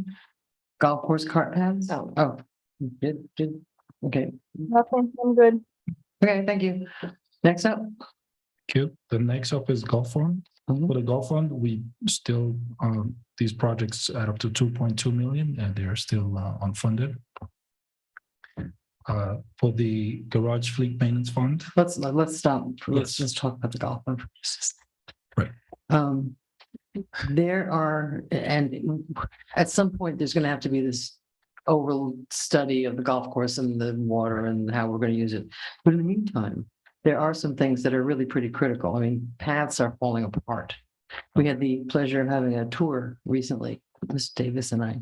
And I mean, there's a part where one of the pathways is crumbling into a pond. You have to go around it. So although, you know, the total that's there is 2.236,795. I also spoke with a friend of mine that golfs there quite often, and he says actually the greens are in pretty good shape. They're using some kind of a different grass or something, and they golf all the I don't know who to look at. Yeah. Where's Matt? That actually the greens are in pretty good shape. So my concern is, and I know we started having a little conversation about this before, maybe not put the whole 2.2 into it, but again, address things that are actually fairly critical. And the cart paths is really the least of them. So I would like to at some point, and this will be tabled for the workshop, but I just want to put my 2 cents in right now. It's a revenue generator. It's again, pride in the city. We have this amazing gem of a golf course. We should not have to apologize for the fact that the paths are falling into the stuff. So let's table the golf fund. Okay. Table. Okay, let's table the golf fund. That's what I'm not giving up on. Can I just, And I don't play golf. yeah, same, but can I add a comment Sure. as a reminder for when we table it? We Okay. totally agree with the paths is a liability, and in terms of the playing surface, and we've had this conversation before, and I've been working to try and get a meeting with some who can help us improve our golf course, because I'm seriously concerned, as somebody who doesn't even golf, just down the road, the competition that we're going to face with new courses and whatnot. And we've talked about the potential of expanding like Living Shoreline to remediate the flooding on the south end of the golf course. Right. So I want to make sure we discuss that, because of the $1 million for the surface, I definitely understand the teeing off and the greens. You mean the are- fairways? The and all? fairways and the greens are, well, not the fairways, the where you tee off and the greens Yeah. are super critical to be, perfect and pristine. But the fairways can be more link style. And I think, I'm curious if this number covers all of that and whatnot. So We can But have we little can- stone bridges like same. I just wanted to mention that once we get to stormwater, you'll see in there resiliency plans where we're looking at, because we looked at doing a study specifically for the golf course, resiliency, sea level rise, the whole deal, but as you know, citywide, especially on the south end, now places on the north end, we've got issues. So we're looking, and what you'll see under stormwater is to actually have a plan done citywide, not just the golf course, but the entire city to actually address a lot of these things, And because we funding? currently, It's funded. well, that's a conversation that will be. And no doubt we'll get to it and converse about it. Or was that a statement? It's funded, or? It was a question, actually. Just check. Ms. Stokes? I forgot what I was gonna say about Oh, the golf good. course. I don't. I was wondering with the golf course, is that anything? When we're looking at the beautification project and where we're gonna be planting more things, does that help with any of these issues or no? yeah, I mean, there's like opportunity for combination there. Like, for example, on the south end, if there's flooding issues, one of the ways, you have to build elevation, right, to fight flooding. And one of the ways you can do that is expand your water traps, maybe bring in lagoon water so that you push that material out and resolve the flooding. And that doesn't have to be nice grass, right? And not being a golfer again, and your fairway, you're not supposed to, your ball isn't necessarily supposed to end in parts of the fairway. So it's okay if that's If it rougher does, you're in than trouble, others. right. It encourages you to be Practice. better and practice better at Right. golf. So I think we could save a little bit on that regard, or be conscious that if we fund this plan, that, we might be able to address that in other ways. Have anybody else here taken a tour on a golf court, the team holes? I've seen part of it, but not But you never, not a okay, formal yeah. tour. It was very enlightening. And it is a moneymaker. We could make more money on it. And I also have, it's not really part of the golf course, but I have expressed concerns about, number one, the acoustics in the beach club in that dining room, horrible. Correct. I would like to find, 100% agree. I've been talking about it for a long time, and, I'd like to find the money somewhere. Scrape a little money together, buy some of those tiles. I'd like to redo the whole inside of the thing, because you walk in at night, it's like this black glass. Can we put that on, can we get that on the CIP? How much is it gonna cost? Yeah, I was just about to ask, would you like? We're using our lights, Miss Davis. I'm so sorry, Madam Mayor.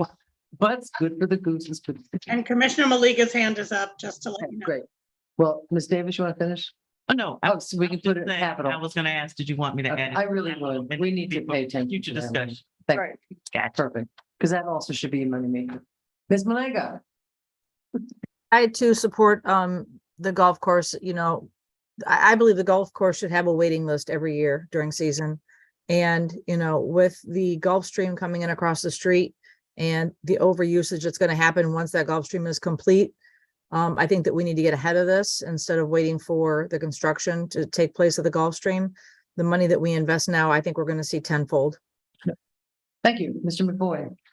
Yeah, just a general one. I'm looking here at the draft analysis of proposal for ARPA and discretionary sales ticket.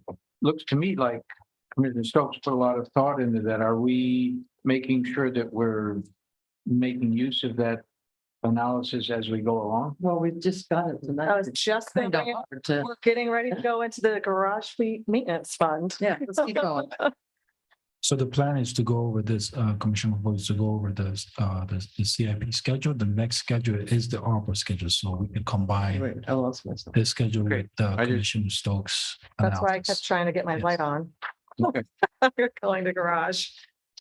You have an opinion about I the, do. okay, Yes. all right. All those projects funded by ARPA and that we propose to be funded by ARPA are listed on the ARPA schedule. So we will go over them again.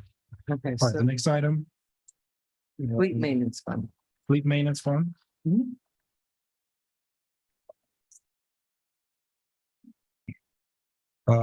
So for the fleet maintenance facility, a total project of 2.8 million. 500,000 will be funded by the building fund.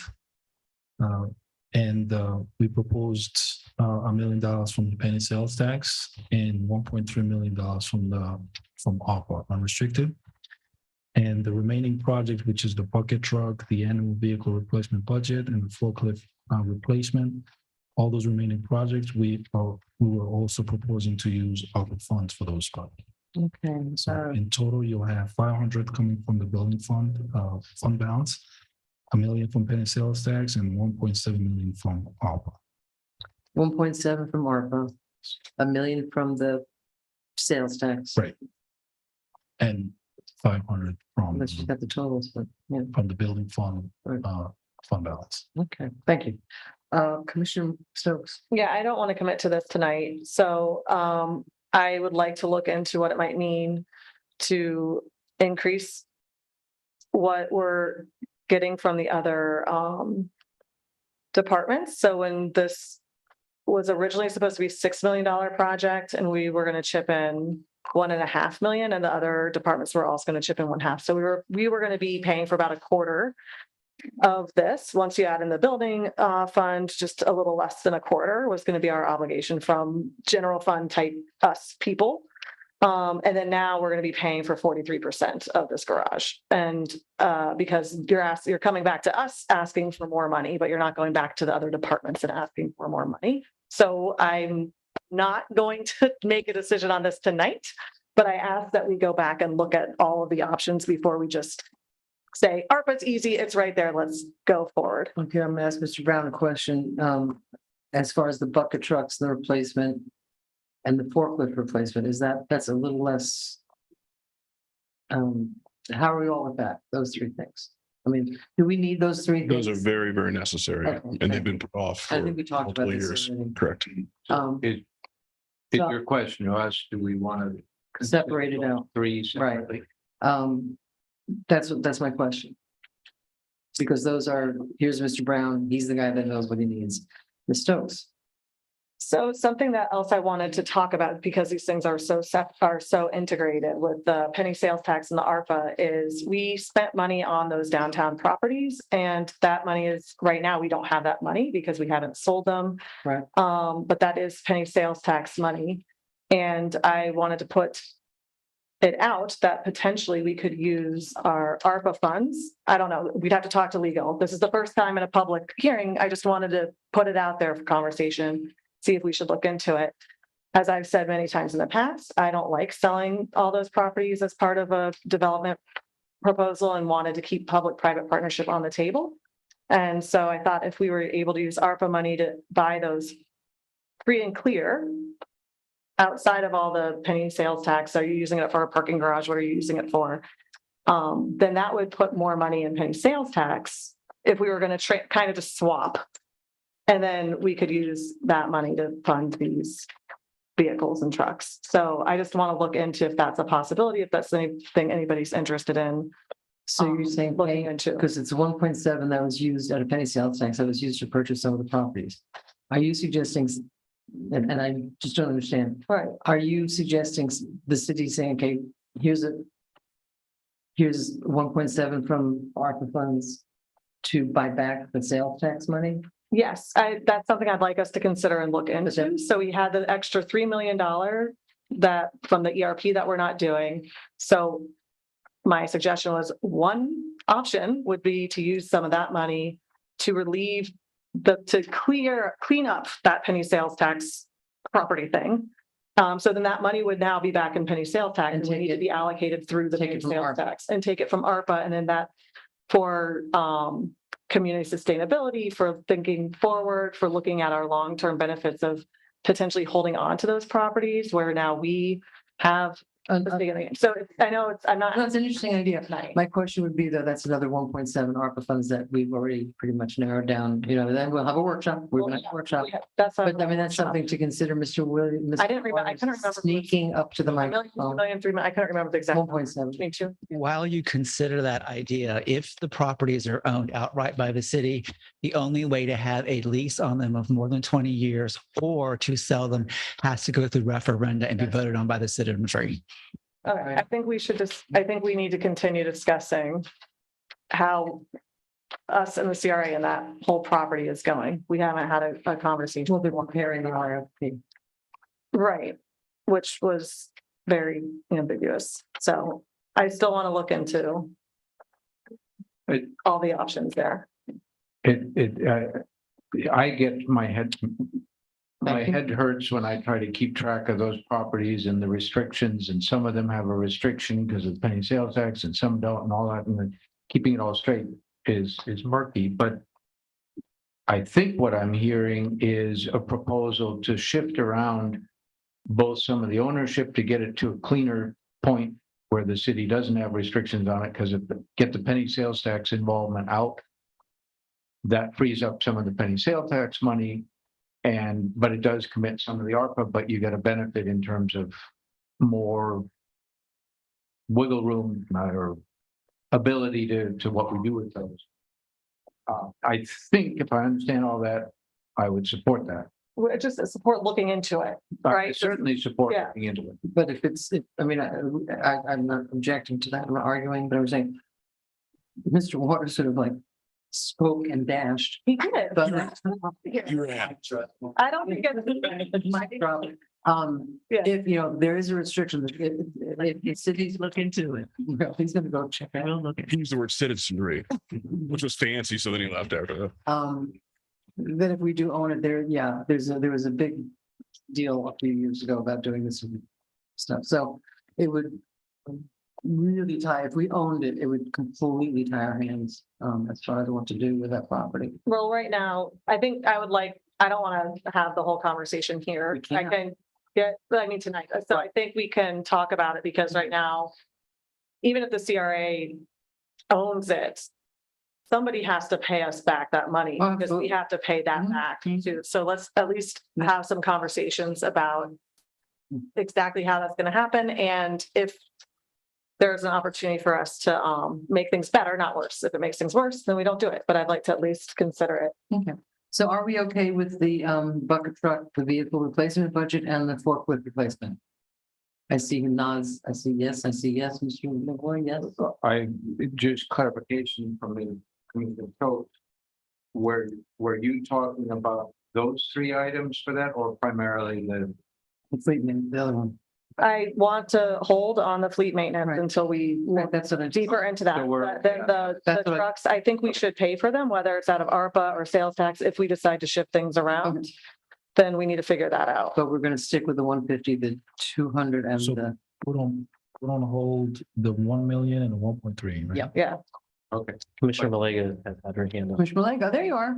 I, actually, no, I lowered it, but yeah, I'm in agreement with that. I don't want to hold off on this public works maintenance building, any longer than we have to. We've already spent more money than needed be with all the, increase in pricing. And I would like us to be able to put this to bed. This is one of those things like the pool, we've got to do it. We've got to invest and we've got to bite the bullet. Yep, I agree. Mr. Brown has his hand up. So, fleet maintenance facility, originally, pre-COVID, it was budgeted at 6 million. That was 3 million coming from the joint utilities. So 1.5 coming from electric, 1.5 coming from water, sewer, stormwater, 1.5 coming from sanitation fund, and then 1.5 coming from penny sales tax. So that's what made up that 6 million. Obviously now we're looking at construction dollars. This, 2 months ago now in June, there was an article in the Palm Beach Post about how construction costs are up 39% now. So this is not something that's unique to us. Right. It's just that's the cost of material and everything else right now. The important part, at least to me, for this facility isn't just the fact that somehow we have been able to avoid the existing fleet facility, which you've all seen, collapsing somehow. It's not pretty. It's not pretty. It's not the best location to have staff working out of. And also, I fear if we get one of those things we don't like to talk about, we have a real issue. But even furthermore, in getting out of that current facility, which will be demoed after the new facility is built, the new facility is also going to be our EOC, Right. our Emergency Operations Center, which we currently do not have Right. a real EOC to operate out of. And it's not if, but when something comes, we don't have something proper will operate out of right now. We would regret that. And part of this building is also going to house our IT function because this would now be the safest building in the city. So obviously part of the design process, I got with Nellie, our IT director, to make sure this facility in this location is going to be set up properly, because then all of our servers and everything will be moved from the current location, the public safety building, to now the more secure location. So this facility, while it is a fleet maintenance facility overall, It's a lot more. is going to house multiple things. Let me ask you a question about the other Yes, ma'am. timing. You've been talking about getting one of these for quite some time, Yes. and I'm looking, I mean, you don't think I don't understand what your problem is about, or what your issue is about not approving that tonight. I want to see if, it went from 6 million to 8.8, it went $2.8 million above what we expected, and we're being asked to front that entire 2.8 instead of going back to the other funds and saying, can you chip in a little more? So I want to look at some other proposals before I commit all of our money to be making up that difference. I want to build this. I think we need to build this. That's not what I'm saying. It's just, should we be bearing the brunt of the we're being asked for another 2.3 million. Who else would? We are, the electric fund committed 1.5, water sewer 1.5, solid waste 1.5. What Right. happens if they each bump in a little bit more? That frees us up a little. That needs to be considered for me to feel comfortable before moving on. It's very easy to just say, hey, they have ARPA money, let's just go after that, without, it is more complicated, but I want to at least look into it. And as soon as we can to keep this moving. Yeah, it's in for permit right now, obviously. So we're trying to keep this thing moving because obviously the longer That we was my wait, question. Where are you right now? we're in for permit right now. So the longer we wait, obviously costs can go either way. So we've So- applied for the permit. Yes. Yeah. Right. Ms. So Malega, your hand is up. Thank you. This again just brings us back to, this is not a us versus them. This is the city's money. This is the residents' money. The fleet facility, this building is to benefit the residents and the business owners. This is, in my opinion, not go from, well, why aren't they putting money? There is no they or them. It's us. At the end of the day, it's us. It's the city of Lake Worth Beach, which we are just a 5-party voting board. We are not taking anything personal. This is not our personal agendas. So, I mean, Commissioner Stokes, I think that some of the ideas that you've laid out, I've got the paperwork from Sylvina. I think some of it has merit, but to kick this can down the road, I think is unjust. And to say that, well, they've got ARPA money, let's just get it from them. That's unfair. The finance department is doing the best that they can, in my opinion, to stretch these dollars and be as most impactful that they can. These are things that not only are the residents and the business owners going to see, but the staff sees that we care about them. That, okay, you know what, the city commission, they put their necks out and they're like, you know what, let's just make it work. There's the money, finish the project, get our staff into a safe environment. So I am not in favor of kicking this can down the road. I support it 100%. I don't know why we have to keep rehashing things that we've already been talking about for the past year. Things on this CIP have been on it for 3 to 5 years. These are not all brand new projects. So I'm sitting here baffled at why we're having every director re-explain themselves when we've had plenty of time for one-on-ones. We've had these conversations year after year. I mean, we could probably go back and find 6 conversations on this building alone. So I am not in favor of taking this off. Thank you. What's the time frame? If you have the money in the bank and you have and the plans are approved, Mhm. what's the time frame to get it shovel and dirt to opening party? obviously that's going to depend on how quickly we can get out of the building department. But if this gets approved, then that's something we'd be moving forward with ASAP. As soon as we get the. No. So the goal is to get this thing rolling and get this put How out long to does it take bid. to build something like that, though? I mean, We're all things being equal. looking at 12 to 18 months. Okay, Mr. McVoy? Yeah. One question. Yes, sir. My understanding, and this is just for clarification, because probably I'm confused about it, but my understanding is that some of the EOC functions were going to be done in the portion of the water plant that the electric utility is moving into, and that would provide a degree of EOC. And I thought I remembered hearing that some servers, I don't know whether they're electric utility servers or IT servers, but I seem to remember hearing recently IT servers. So I'm a little confused as to what's going where and what EOC functions. I get, the more EOC, the better. But I'm a little confused about that. As far as, the issue that Commissioner Malega raised of kicking the can down the road and all those things, I think the proposal is, yes, maybe move on this, but I'm hearing that it might make sense to think about it in the context of reallocating between ARPA and penny sales tax and the land purchase things. See if we can at least get some information for sorting that out. Is it an option? Does that help us out? Can we do that and then move forward? And I think the option of the participating departments, can they put in a little bit more? Can they squeeze another 200 out of each and maybe a little bit less out of the ARPA or penny sales? I think it's worth looking at that. I'm not saying that we shouldn't build the thing, but let's make sure, the EOC part, what's where, so that we fully understand that. Maybe, I don't know whether the utility, water or electric wants to add in anything on that because they know something. Thank you. I don't know. I think that based on some of the other things you guys have probably seen already in the budget, especially you see what's being raised as far as rates and water, utility and local sewer and different things. We're trying not to add more of a burden onto those accounts, which would require even more of an increase to run that operation. But for instance, let's say that you, instead of a $5 increase, you made it a $5.25, relatively small. I think, and I, at one point I had the number, they're probably here who have the people here who have the number, but Yep. at one point I remember that a dollar increase in the rate generates something like $1 million or $2 million a year from the electric utility. So it's quite a bit.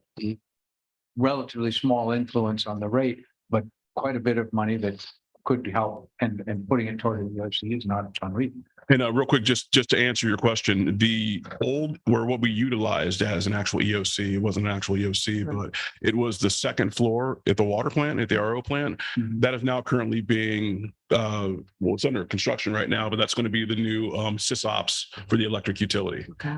So we kind of moved to the bottom floor.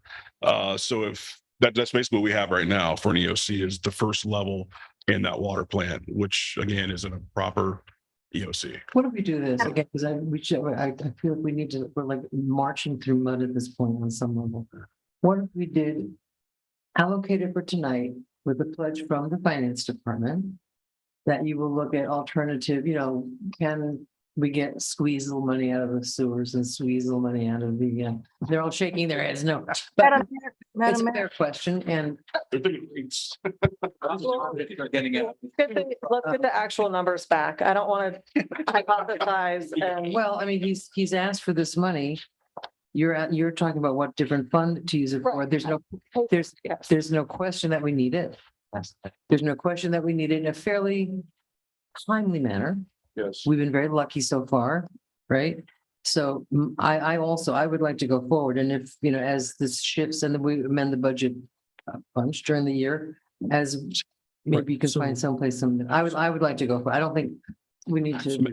if we have to take the money from other funds, like for instance, the electric, we cannot touch the electric, because the moment we touch the electric, we're gonna be using that fund It's a balance. domino And effect. and that Stantec model is gonna be Go away. waste. Okay, Yeah. yeah.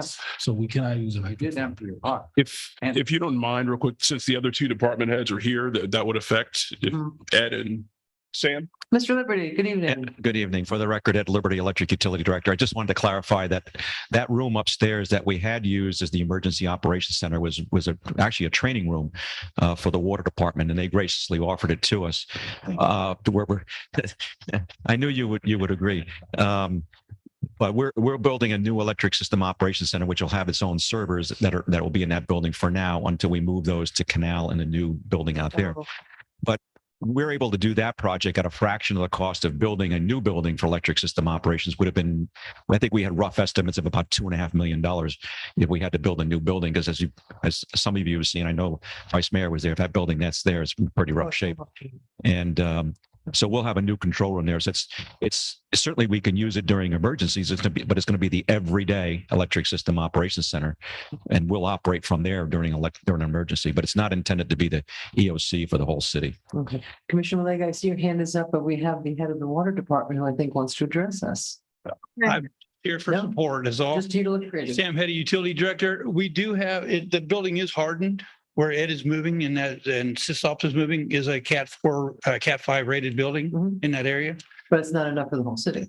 That's It's not not enough for the intended whole to city. be the I city. believe Brian said he shared many cold nights with people in hurricanes in his office. So I don't Okay. think we wanted to deal with that, but yes.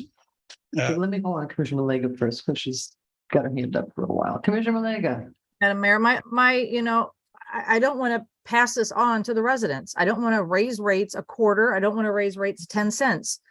We are at the height of everybody raising rates, and we just sat here a week ago and spliced hair about what rates we're going to raise on what departments. So for us to take this back to the residents is, I don't think, fair.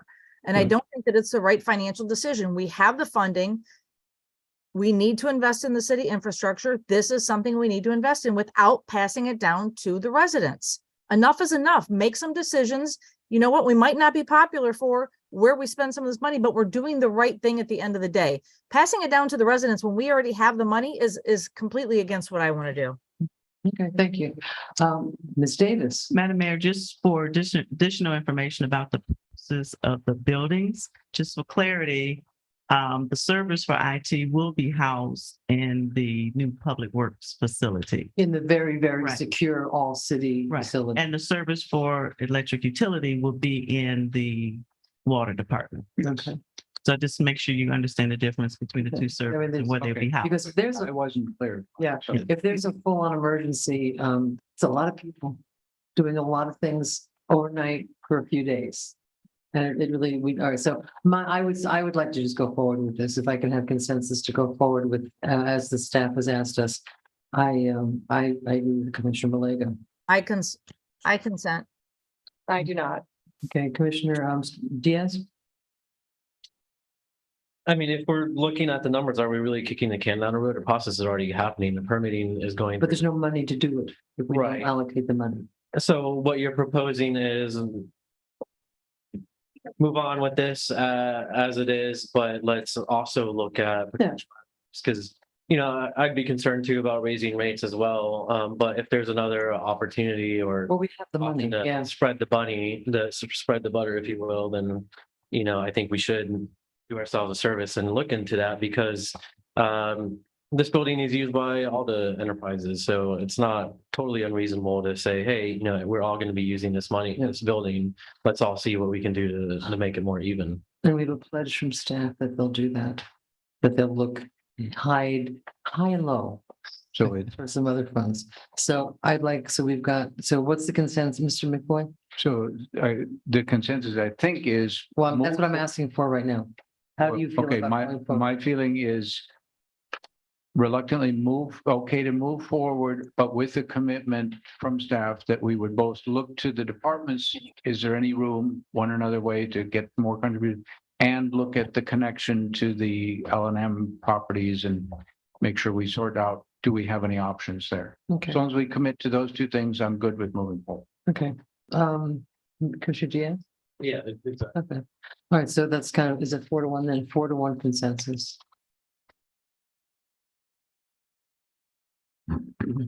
Okay, the next department is electric fund. Mhm. They have a NOC security camera system improvements for 100,000. We propose to use the non-ad valorem for it. The electric fund has a non-ad valorem balance of about 150. They could use, we talked to the bond council and they could use those funds for this project. Okay, and the electric company, Mr. Lee was asking for that to be used for that. Correct. Okay. And we will need to come back to the commission with a resolution reallocating those funds. Okay. Okay. Any problems with that? Mhm. No? And then Okay. we have the FDOT Lake Worth Road street lighting. I'm sorry, that is unfunded as of now. That's unfunded. Yes, It's that's unfunded. unfunded. Right. If it's FDOT, why isn't FDOT funding? Because they only do the roads. I'm guessing, Mr. Liberty? but Is my understanding these are dollars that would help pay for the upgrades to the light because the lights that we use are a different style light than FDOT would provide. So we pay the incremental cost, and these numbers don't always come in at that amount. Sometimes they come in a little bit lower, and then we also get some refunds back from prior years. So there may be some offsetting there. Let me ask you a question. If FDOT did the work on Lake Avenue and we left the lights the way they are, is that a possibility? It's a possibility, but it doesn't fit the, the aesthetic design of the rest of the lights that we have. The standard DOT lights are different than what we prefer, which is not unusual. It's very common in cities. Now I'm trying to, what do they look like on Lake Avenue? I'm trying to think in my head what the lights look I like. have to, I can picture in my mind, but I can't describe. Get Yeah, them. and I don't know what the standard DOT lights. See, right, Mr. Mhm. Yeah, a little more old fashioned, a little, This is a decorative lighting right, instead of the standard DOT basic. right. But could we keep the lights that we have, which are decorative? And I mean, they're only 20, then do the lights themselves have to be replaced? Is my question. And We're where, going to does use a lifeline. anybody know which section of Lake Worth Road this is? Well, they're going the whole way. So I'm not sure which section this is. So we've got 10th Avenue South to 6th Avenue North coming up later on this year. You've also got 6th Avenue North to Arlington, which is the first street north of the C-51 Canal the following year. The year after that, you've got 10th Avenue South all the way down to our border at Lantana. So we've got multiple projects going on. That's on Federal. Correct. On Federal, you've also got Lake and Lucerne.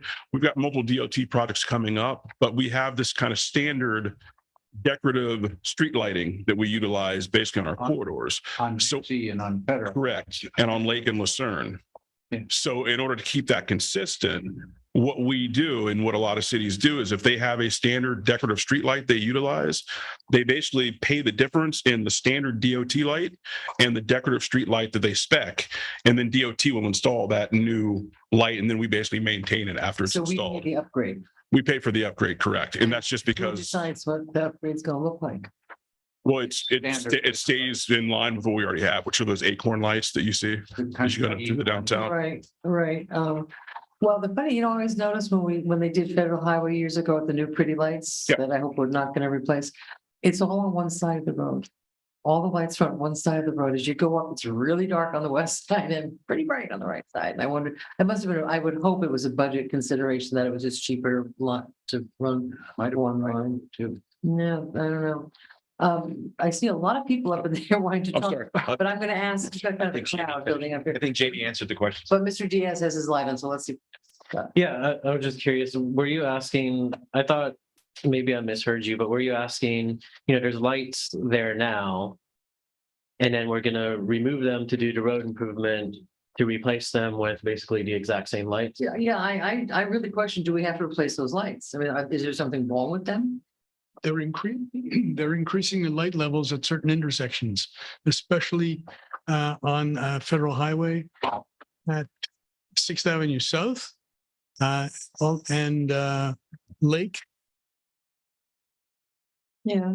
It was on one of the consent decrees that you had 2 or 3 months back. So it's the interval between the lights. It's like, they're the same They're- exact model of light, but there might be more of them. And they're 2,700 Kelvin as well, Okay. which, What does which that is, mean? which is an important. That's the color. I'm asked, what does that mean? That means that the frequency of the light does not affect nesting sea turtles and other environmental conditions. Which there are not a lot of on Federal Highway. It's our requirement. It's now required, that's like. It's our requirement. For any new streetlights? There are 15 of them going in on Federal Highway Okay, and we are paying for the upgrades. for the difference, yes. Identify Right. a funding source. So are we paying for the upgrades? What's the suggestion from staff? Mrs. Davis, I see your lights on. Oh. You said we have money coming back. Well. I'm. Yes, for the So- for the intersection here near City Hall. We have some money coming back, 41,443 Okay. Okay, So- Mr. for this intersection Because Plus funding this is not 200. identified. Wait, that she signed on 2 years ago. That's coming back, That's coming back. the whole 200. All to us, yes. High level. Okay, it's my understanding that from Marcel, who's in our project management office, by the way, that we have some money coming back from DOT for prior work that was done. So we put the money out, then we get money back and we wind up net paying for the upgrades. So we have money coming back from prior years. So we can do some juggling within the budget to fit this in. So we shouldn't worry about it. Is that what I'm sort of? That's what I'm taking away from this conversation, that we have some money coming back. Figure some things out. Yes. Awesome. Okay, on just a little off topic, but I'm gonna bring it up, and we talked about it briefly, but we really need to address this, is some of the new lights on Dixie Lake and Lucerne. Some of them are okay, but some of them, I mean, I was driving down, coming south to make a left onto Lake Avenue. I couldn't see what color the lights were. They were black. The street The lights. street lights, yeah. There's a. I mean, it's really a problem. Not everyone is bad, but it seems like the new fancy lights that we have, if it's not at exactly the right angle, they were black. I couldn't, like when I was coming north to head to City Hall, the yellow light was blinking to make the left-hand turn and the other two lights were black. Yeah, and PBSO has. We had a huge These accident. these are traffic lights. Traffic Oh, lights, the okay. DOT Yes. lights, Okay. Not our lights. Right. And so I'm just bringing it up because we cannot ignore this. I believe there was quite a large accident this morning at Lake and Dixie Highway. So If we report there, we can report those on the website, and we can report or call system operations, and they will contact PBSO. But if you let us know, so. Yep. Why PBS? they're in charge of the traffic lights. Oh, But I think that this issue has been reported.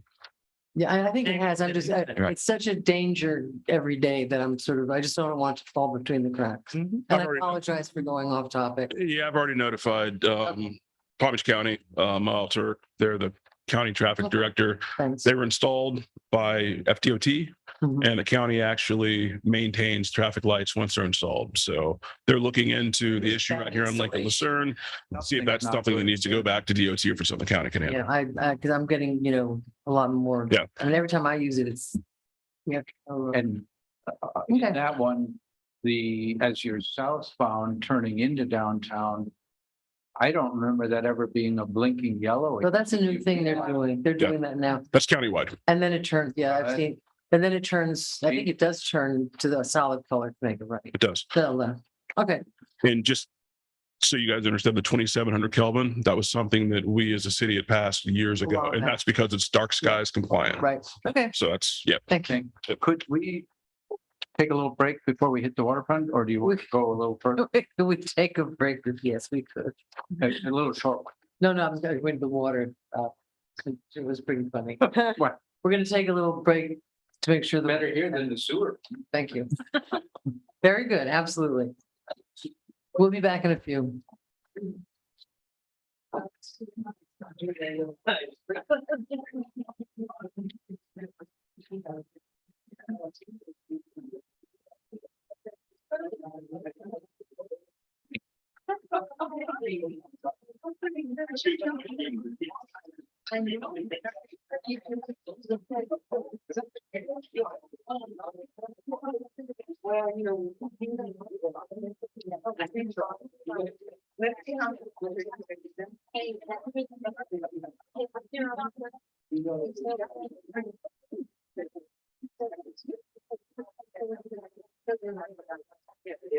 Right now, all this property is here.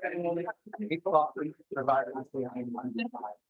If we were to, basically pay back.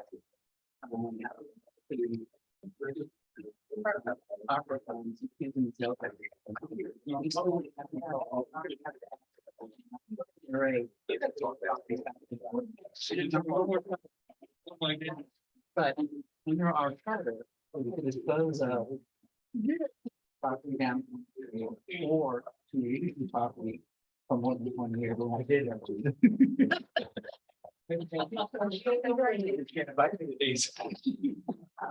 Well, it would definitely. Oh.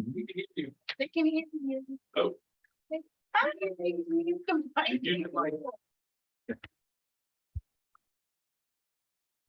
Is, So,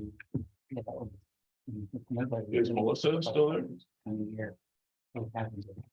I'm still here. Can you mute the mics? Just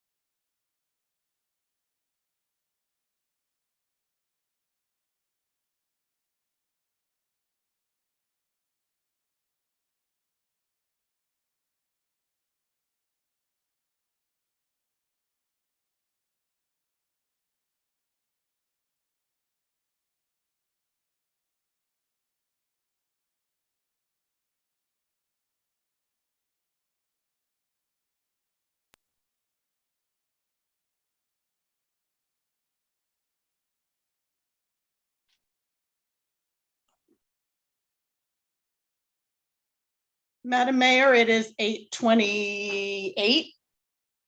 Can somebody, Vice Mayor, can you close the door, please?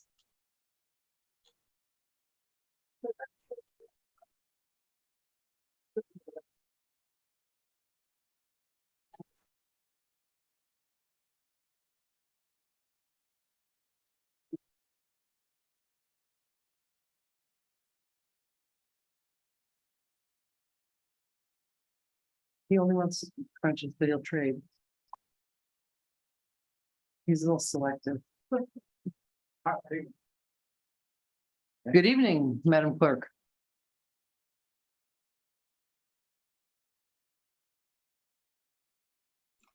Good evening. We have reconvened. It's 8:28 and they have started back up where we left off. Thank you. Okay, take it away.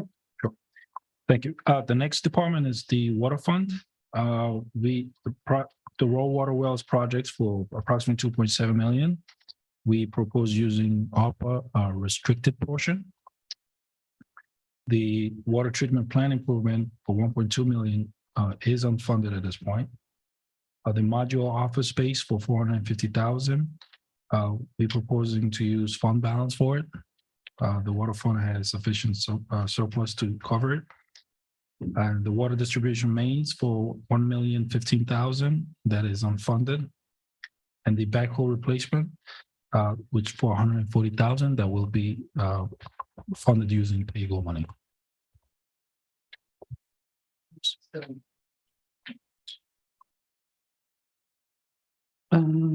Okay, I see Commissioner Stokes' light is on.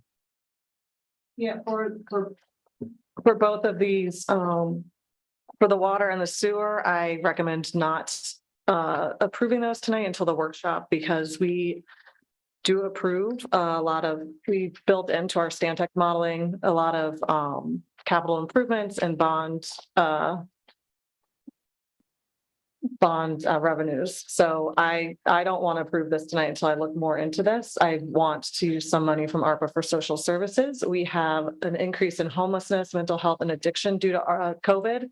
These funds were intended to help address issues that are affecting our community. We hear complaints constantly about what these social problems are doing to our communities and our businesses and things like that. So I'm not prepared to commit these funds until our workshop. And nobody's changing my mind, and we can all just decide, however everybody feels. I feel like this deserves a workshop.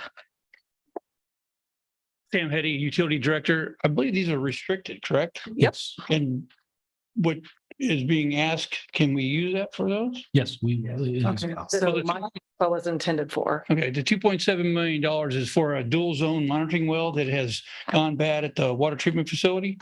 We are in design phase now. It will probably end up costing us probably $5 million. So we were hoping to use 2.7 of the ARPA funds to help offset that $5 million in funding for the dual zone monitoring well. The other items that are on there, the 550 for a local sewer pump station. We have manholes and pump stations, wet wells that are in dire need of repair. And that's what that funding was used for. And the local sewer system pipe network, there again, we're doing lining systems now. We've been doing them in the middle of the city for the last 3 or 4 months now. And so that money would be covering that as well. So these are projects that have been delayed. These are projects that need to go on. The dual zone monitoring well is a permit driven cost. If we don't have a dual zone monitoring well to put our permeate down, we have to shut down the RO facility. So. Mr. McVoy.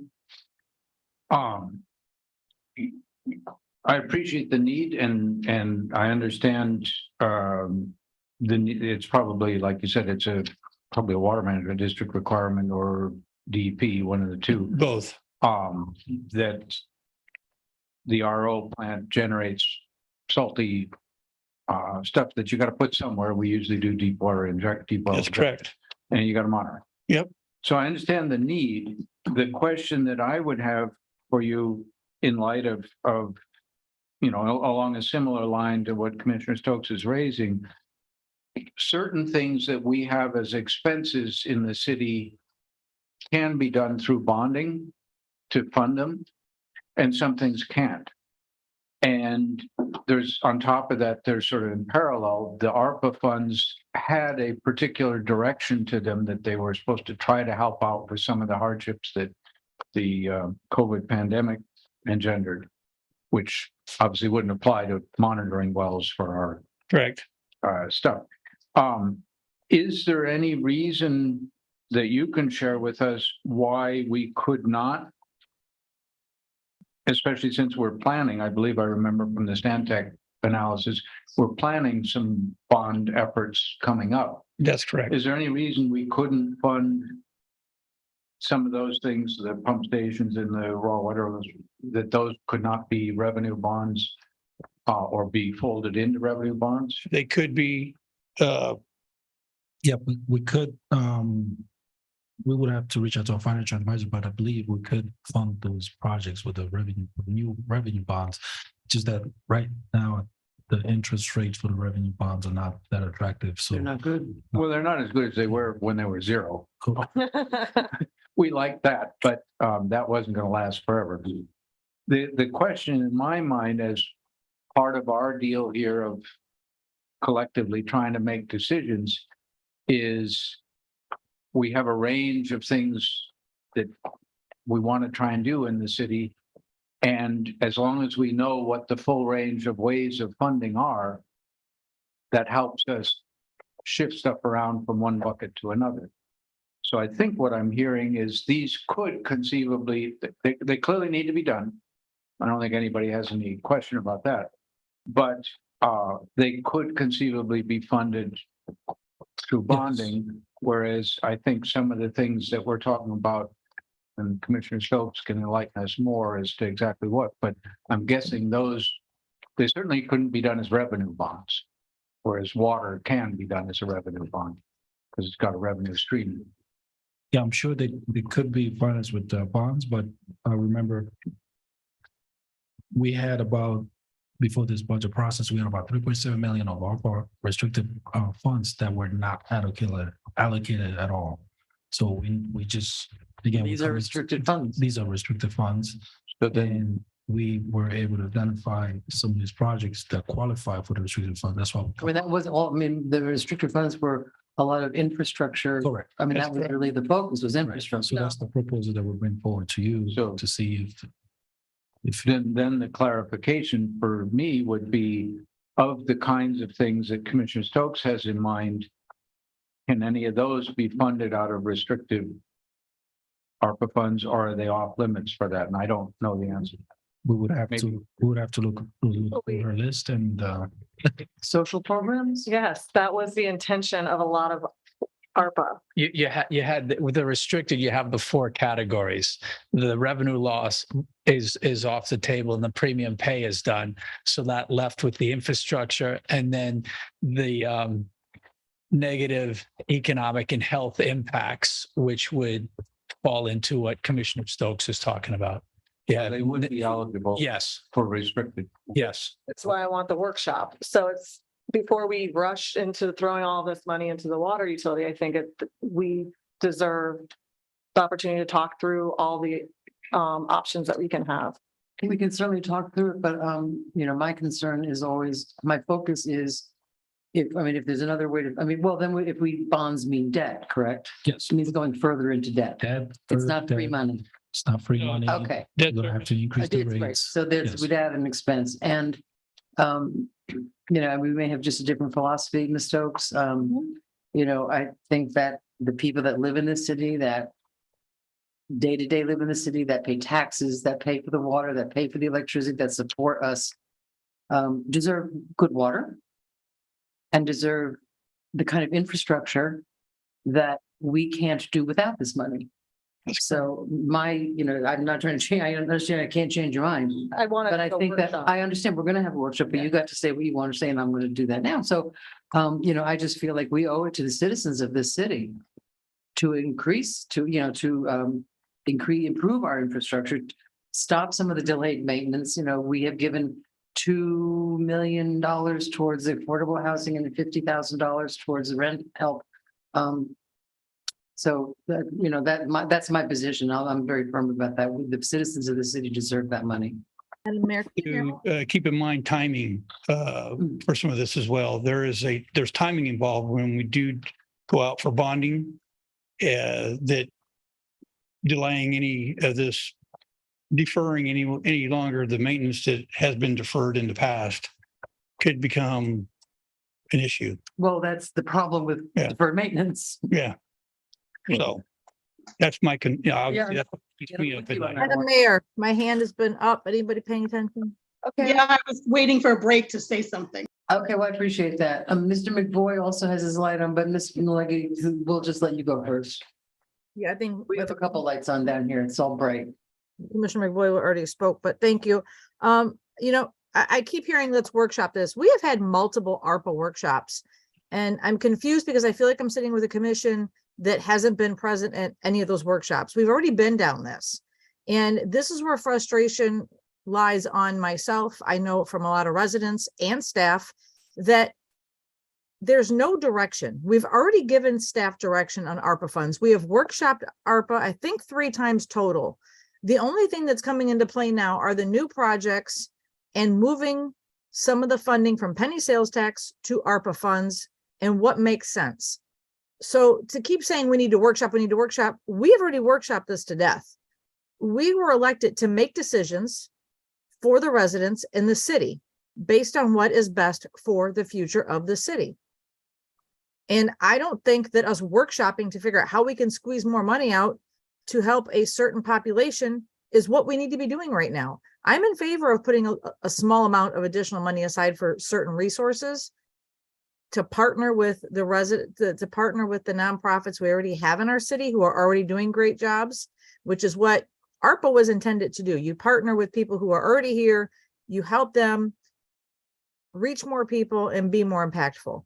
So for us to sit here and say we need to workshop this and for the director of the water department to basically have to beg us to put this aside is absolutely absurd. I'm not in favor of taking. Thank you. Commissioner Diaz, who was next? Mr. Diaz? I don't know. So are we losing these current wells to mineralization and saltwater intrusion? The dual zone monitoring well is where we're having in a what you would call a it's not stratifying. The permeate we're putting in the ground is actually starting to commingle with the actual groundwater, and you're starting to have they're communicating with each other. Yeah, that's it. They're communicating with, and we could end up altogether losing the whole well together. So I feel like this is a priority enough thing. Like, have we ever asked Tallahassee for this? I mean, because I agree, it's probably going to be what, like 5, 6 it's 5 million. Yeah. So like, can we recoup this money from Tallahassee? I feel like it's probably in their prerogative to help us protect. We could ask. Well, I don't think we've asked. It's just been focused on we really need to do something, and so I think this is probably a reasonable thing to ask them to help us. I got to get the design going. There's a whole plethora of things before we actually get the drilling rig out there to start drilling a new new hole. So and our sheets are due fairly soon in Tallahassee, so I feel like this is something that's reasonable. You could ask. Absolutely, you're not going to get it if you don't ask. That's right. I wouldn't count on it, but Mr. McVoy? This is the monitoring is for the deep injection wells? That's correct. And are those about 3,000 feet down? Roughly? Yes, sir. And what's the depth for the water that we pull from the Floridian for the RO? Around 2,000. Different wells have different depths, but it averages around 2,000 to 3,000. Since we're putting salty stuff down that isn't as desirable, it's pretty salty in the Floridian anyhow, but this is saltier. Yes. We're not putting it at the same depth that we're pulling. That's correct. But what's happening in the zones that we are putting it in now are starting to communicate with each other. So now the extremely 45,000 TDS of salt is now starting to impact the actual, But that's groundwater. 1,000-foot difference in. and it started, that's our concern, that there's a problem. And then, Well, that we ought to, I'd like to hear more about that because if a monitoring well is not going to fix that, if we're already getting. my monitoring well is what's communicating. So what I'm monitoring is not accurate on the actual, what I'm putting down in the ground. It's not inaccurate. Okay, well, we'll talk more about that, but because that potentially obviously is a big problem. We're one of the few RO places in town, Jupiter in South Florida. Jupiter has it, but certainly we'll get shut down if we're not keeping that separate. My question comes back to, in terms of policy and how to fund things, all of these situations with our RO plant, deep injection well, extraction well, all of those things would be our physical things that would have been coming along, whether ARPA happened, the pandemic happened, the same way. That's correct. If the pandemic had not happened and if ARPA funds had not been available, we would have found some other way to fund this because it's got to be done. That's correct. Probably bonding. So it is not appropriate for us to say, well, we're just kicking the can down the road or we're not being responsible to our residents. You can make just as good an argument of responsibility that the ARPA funds were intended not for more or less routine things similar to, you can't use grant funding for road maintenance. That's expected to be a local responsibility. You figure out locally how to do that. The same way, if you have your own water utility, you got to figure out whatever you need to do to make that thing work. Dipping into the ARPA funds is kind of a stretch, whereas using it for social service, mental health service, that was very much the intent of that funding. So I think the idea that we consider in a workshop or wherever we want to do it, but not commit it now, we have a situation where one use cannot be funded by bonding and is appropriate with the original intent of the money, federal money, and the other use can be funded by bonding and wasn't really part of the original intent. That deserves some further analysis, and I will not support committing to it. And you know how I'm a water guy. I'm committed to the water. But I appreciate that. That's not the issue. The issue is how do we fund it? How do we use the funding? Ms. Stokes? Yes, I'd hoped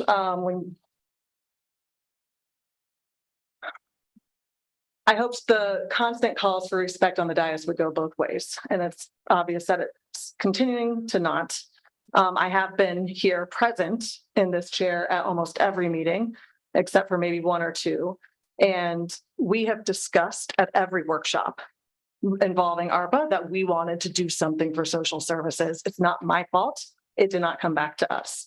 And it is now my obligation to bring it up before we commit every last dollar of ARPA money, and to make sure that we're doing what we can to provide a wide range of benefits with this money, including improvements to our parks, improvements to our infrastructure.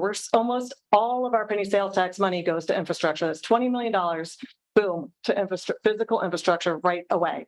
And I also think I hate that I have to point this out to my colleagues. Every community is affected by mental illness, by addiction, and these other issues. It does not discriminate. It does not only go after the people who don't pay taxes. Everybody, if you talk to people throughout the community, they want to see things improve. They want to see better access to services. They want to see a reduction in homelessness and near homelessness. They want to see this. It is not just meant for the non-tax paying residents of the city, and they are our residents as well, even if it did. Thank you. Okay, what's next?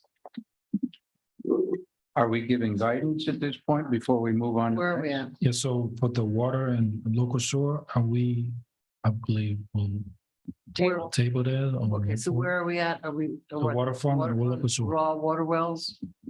That whole list? The whole list and. Are we tabling that entire list? For ARPA on the ARPA section. Yeah. until we know more about what we can do. And what are options. I think it'd be useful to bring back, what are our options, other options for funding it? Maybe bring back, is there any, particularly for the Floridian and the deep well injection stuff, ASR, it's a topic and it is possible that there might be some state money to look into. Doesn't hurt to look. Doesn't hurt to look. So if you could bring that back. Yes, sir. It's cool that we are on the leading edge of having chosen to put a pretty first-rate RO plant, but it does have some side effects, which is you got to put the brine somewhere. That's right. Okay. So we have a consensus to table all those items, right? Well, I don't agree with it, but that's okay. Neither do I. Okay, Sam, Ms. Malega also would rather not table it. Mr. Diaz?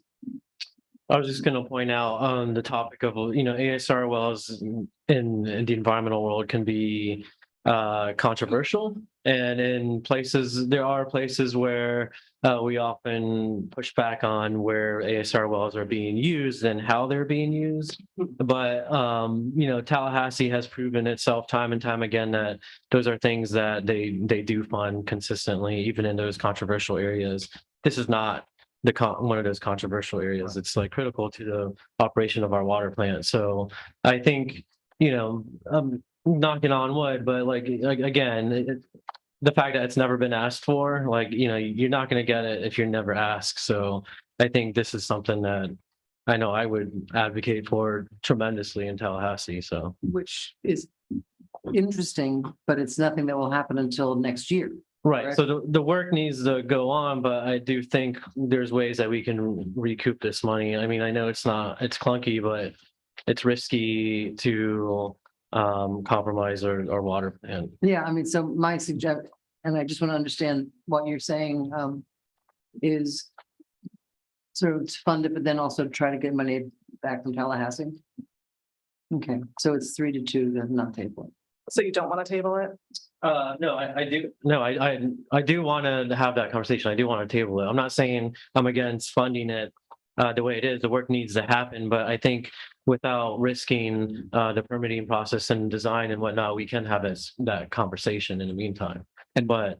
And I would add, Mr. McBoy? But yeah, the priority is, the work needs to happen and it's going to happen, but I think it is very fair to figure out a strategy on how we're going to pay for it, or at least spread the blow of, having such a big cost at one time. My concern about that, I'm not disagreeing, but my concern about that is we're being told by the guy that knows what he's talking about, that this is kind of if not an emergency, critical. Critical. Yes, Okay. ma'am. And so for us to say, well, maybe Tallahassee in a year from now, when we go up there, will give us enough money to do this. That would be When too. last year, all we got was how much from Tallahassee for somebody knows. if I could add, Well, let me just finish, please. How much did we give? It's not a pop quiz, but $750,000, something for one of our water sewer I treatment. think we got a total of 475 because the one appropriation got nixed. Thank you. Okay. So, thank you. So we're talking here about a lot more. So I feel it's irresponsible to hang our hats on what Tallahassee may do next year to the tune of $5 million or more. And just put off this decision until it may or may not happen. Now we're a year out and we haven't addressed the problem. My suggestion is we fund it. In the meantime, look for grants. So that, suspenders and belts, try to do both. But I think it's a disservice to our citizens to not make sure that everything we have great water. And I think it's a disservice to our citizens, whether they're taxpayers or not, to continue to have great water. And if I'm hearing from the water utilities director that we need this to continue to have great water, I cannot understand why we would not fund that project. Mr. McBoy. yeah, thank you. I think we need to be careful. I don't believe, but correct me if I'm wrong, I don't believe we've received a cease and desist letter from any agency that says, hey. No. Right. So we don't have that kind of emergency. It's a monitoring thing. Whenever you get involved with deep water injection, the Floridian, you can't drink the Floridian water. That's why we have RO. It's pretty salty already. So it's not like, we're making a big problem. People do deep sort. The main point that I would add is I suspect, and I suspect that Commissioner Diaz is thinking of this too, it's not only that there may be funding in terms of getting something from the legislature. I suspect there's agency level possibilities where we should be knocking on those doors. Does DEP have any money? Do any of the other agencies that may be concerned? There may be folks up in Tallahassee, not the legislature, but agency level, that are encouraging alternate water supply. The water management just have a whole program for alternate water supply. And so there may be funding to take care of some of the related stuff. Everybody knows that you got to get rid of the brine and you got to put it somewhere, and pretty much everybody deep injects it. That's the standard procedure. So there may well be pockets of money that says, hey, you need to monitor this, we'll help you do that. So until we've knocked on those doors, I don't think we have a sky is falling emergency here. And ARPA was never really intended to fund monitoring the deep well injection. That was not. Well, I mean, maybe if there are agencies up there, but again, I feel, and I just have to reiterate that, that's interesting and aspirational, and maybe they do, but we don't know about it. In the meantime, I believe that we need to get this work done. Mr. Diaz? I was going to throw, another opportunity to discuss that. I kind of wish they would make a decision sooner than later. There are neighbors across the lagoon and the potential of them investing, but we can say it's speculative, but the permitting, the design, that's happening and it's going to happen. So when we get to the point of funding, the work is continuing essentially. And if we find other avenues to fund it, I think, it would be doing our due diligence to keep looking for those avenues right up until the day that payment is due. And even like the second phase as well. Is the work continuing? We haven't started the work because we don't have funding for the work to be started just yet. That's what we were hoping that as quickly as we could get this approved, that's as quick as I could get started on design, permitting, and the whole. What would it cost to do the design and permitting? It's probably $1 million. I'm spitballing, but if I remember right, it's about. Usually it's about 10% of the project. So if it's $5 million. I'm spitballing. Yeah. Okay, so apparently there's a consensus not to fund this project at this point, but to discuss it further and hope that somebody else has some money to give us. So moving on. In the meantime, I will. I don't know what to tell you. No, in the meantime, I will keep the city manager abreast of what's happening. And when it becomes a critical item, the red flag will go up. So. And we're trying to avoid the red flag. Yeah, but. We wouldn't be approving this item until the first and second budget hearing anyways. So it's not like this needed to be done tonight and on your way. Yeah. I think we're being a little inflammatory. Okay, we don't have a public comment. Let's go to the next issue. Okay. Okay, the next department is the stormwater fund, Mhm. for the stormwater conveyance and collection improvements, for $545,000. That project is unfunded right now. We have the Resilient Florida program. It's a citywide study for $750,000. We were proposing to use fund balance for that. And we have the 10th and 13th Avenue North outfall improvement for $705,000. This is 50% of it will be used for using current revenue, and the other 50% from the grant funds. Yes, I have a question. sure. We have funded, and we were proposing funding $750,000 for a study. We're not funding $545,000 for actual improvements. And I mean, all I hear about all the time is the stormwater and how they are just a problem and backed up. And I try to encourage people in their own block to clean them out. And I don't exactly know what that conveyance and collection improvement is. I think what we've had an opportunity to take a step back and do a holistic review of the system in itself, border to border. That's what the 750 will allow us to do.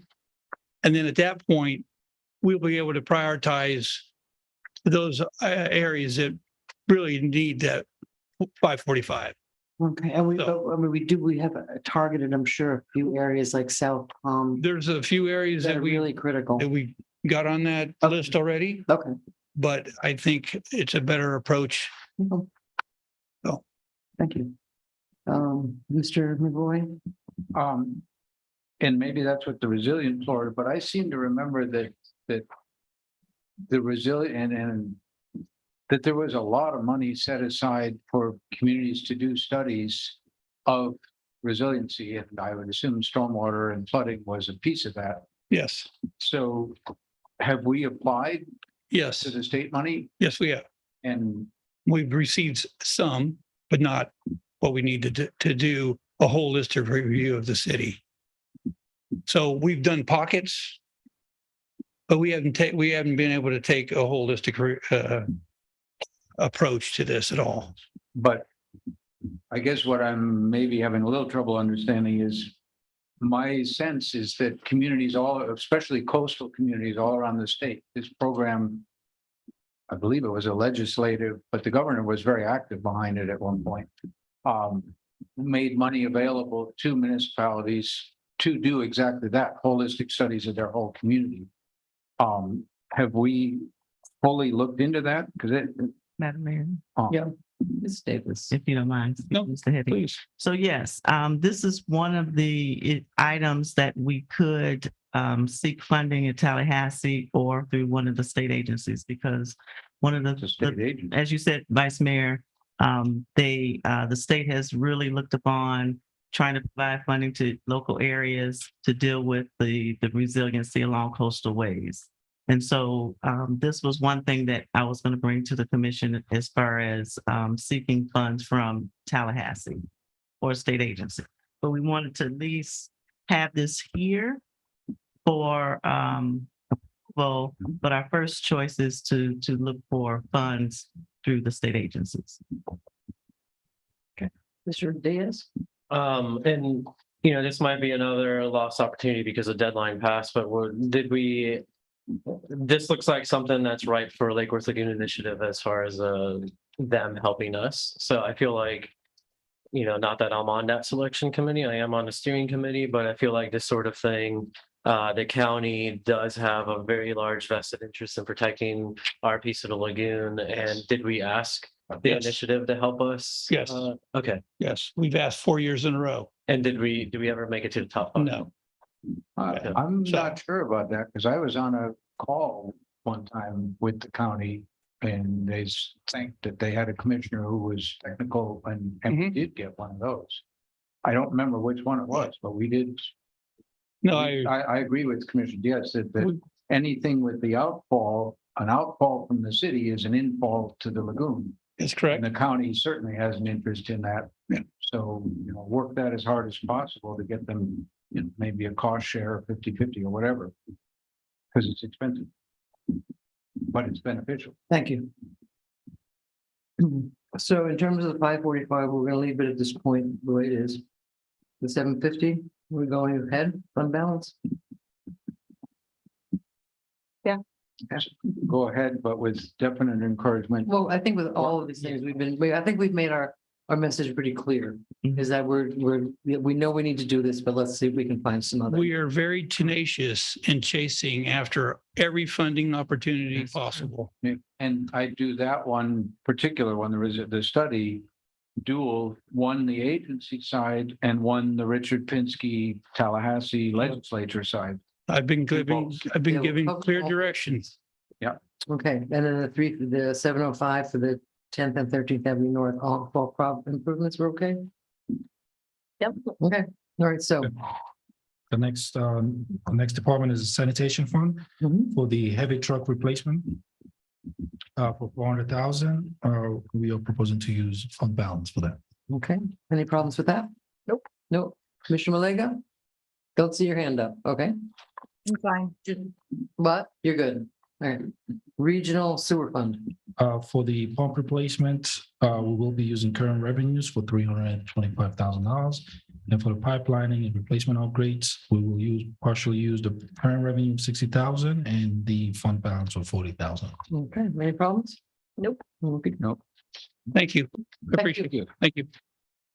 So this will conclude the presentation for the CIP. The next item for discussion is the actual ARPA schedule. So that should be this, you should have. No. Schedule.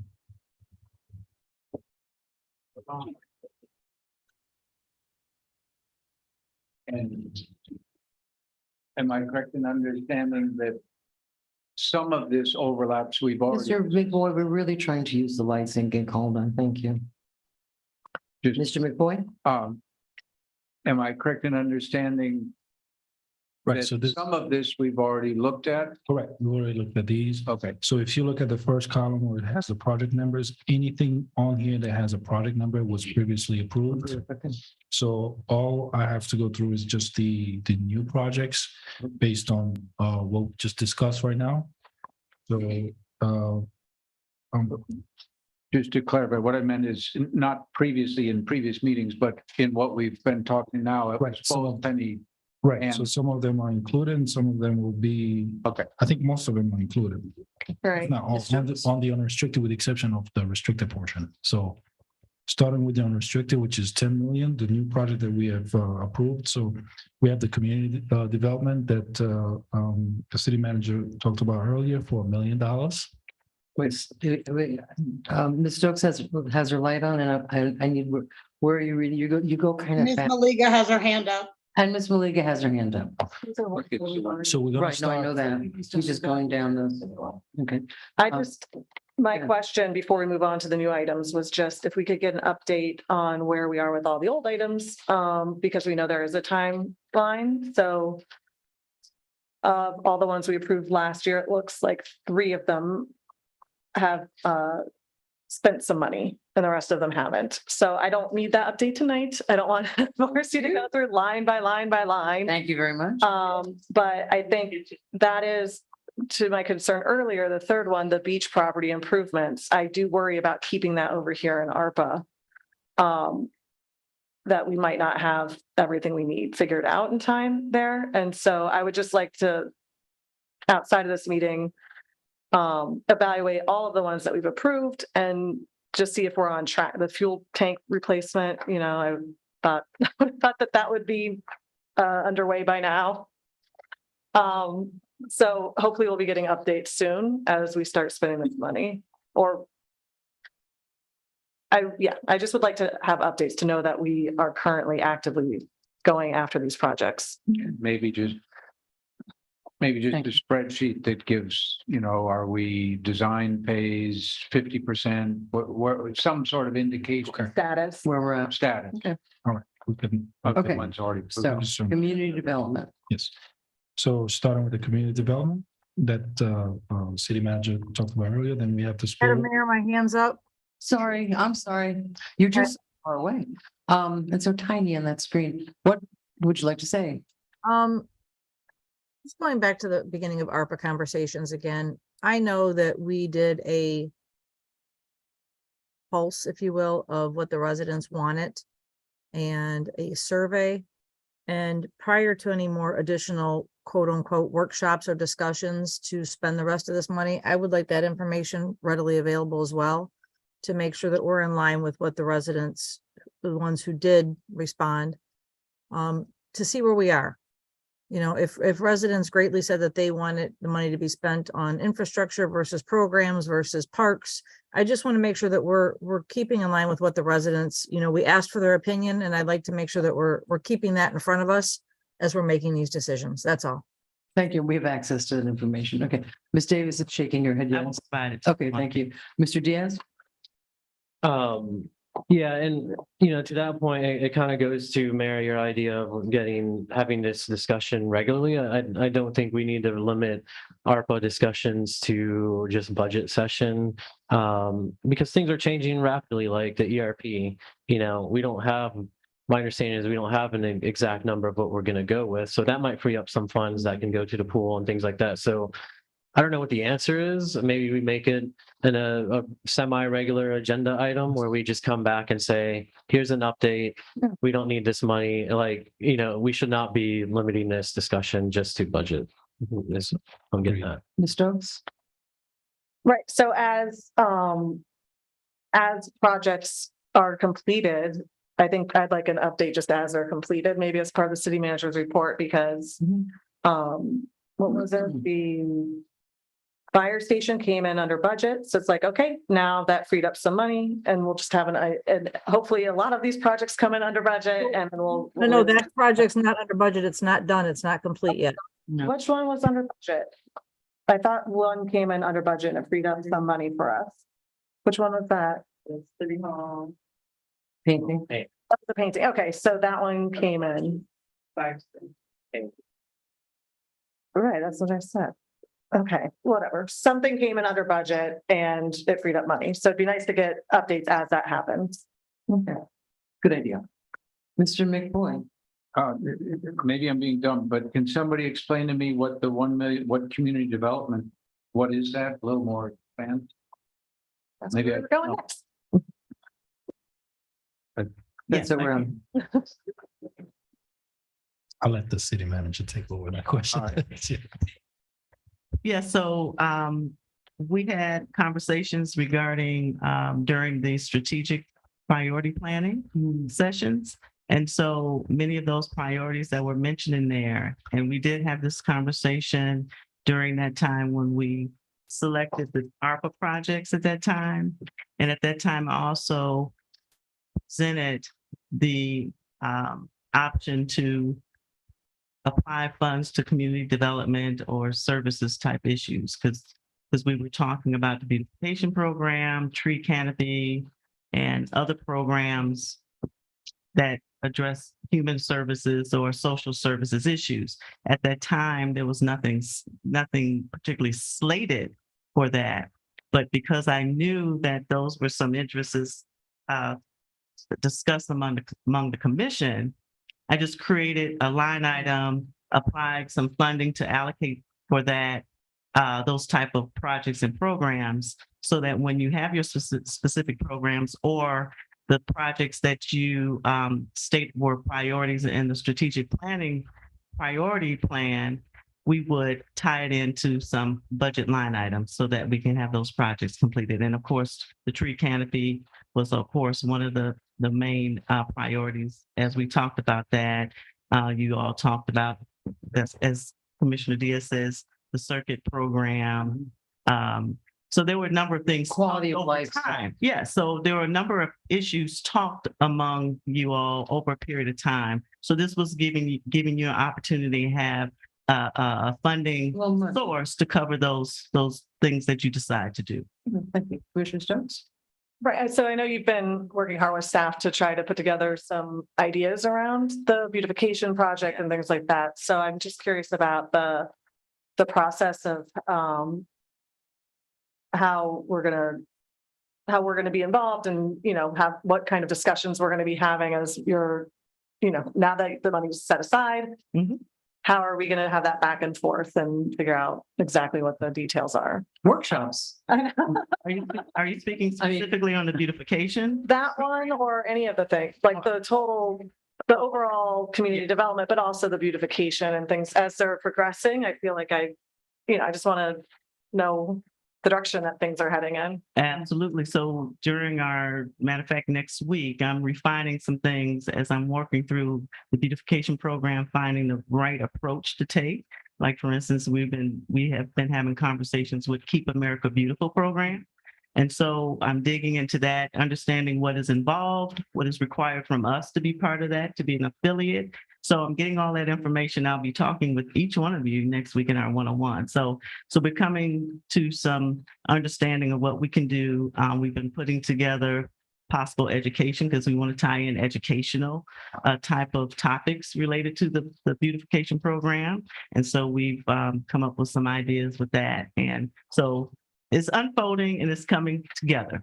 So I'll be talking about that. And so once I know how we're going to roll with a plan, I haven't put dollars to it, so I don't know how much it would entail to execute the plan yet. And part of that hopefully will be a public information blitz about take pride in your city and, Yes. you know. you can- Yes. Mr. McGuire?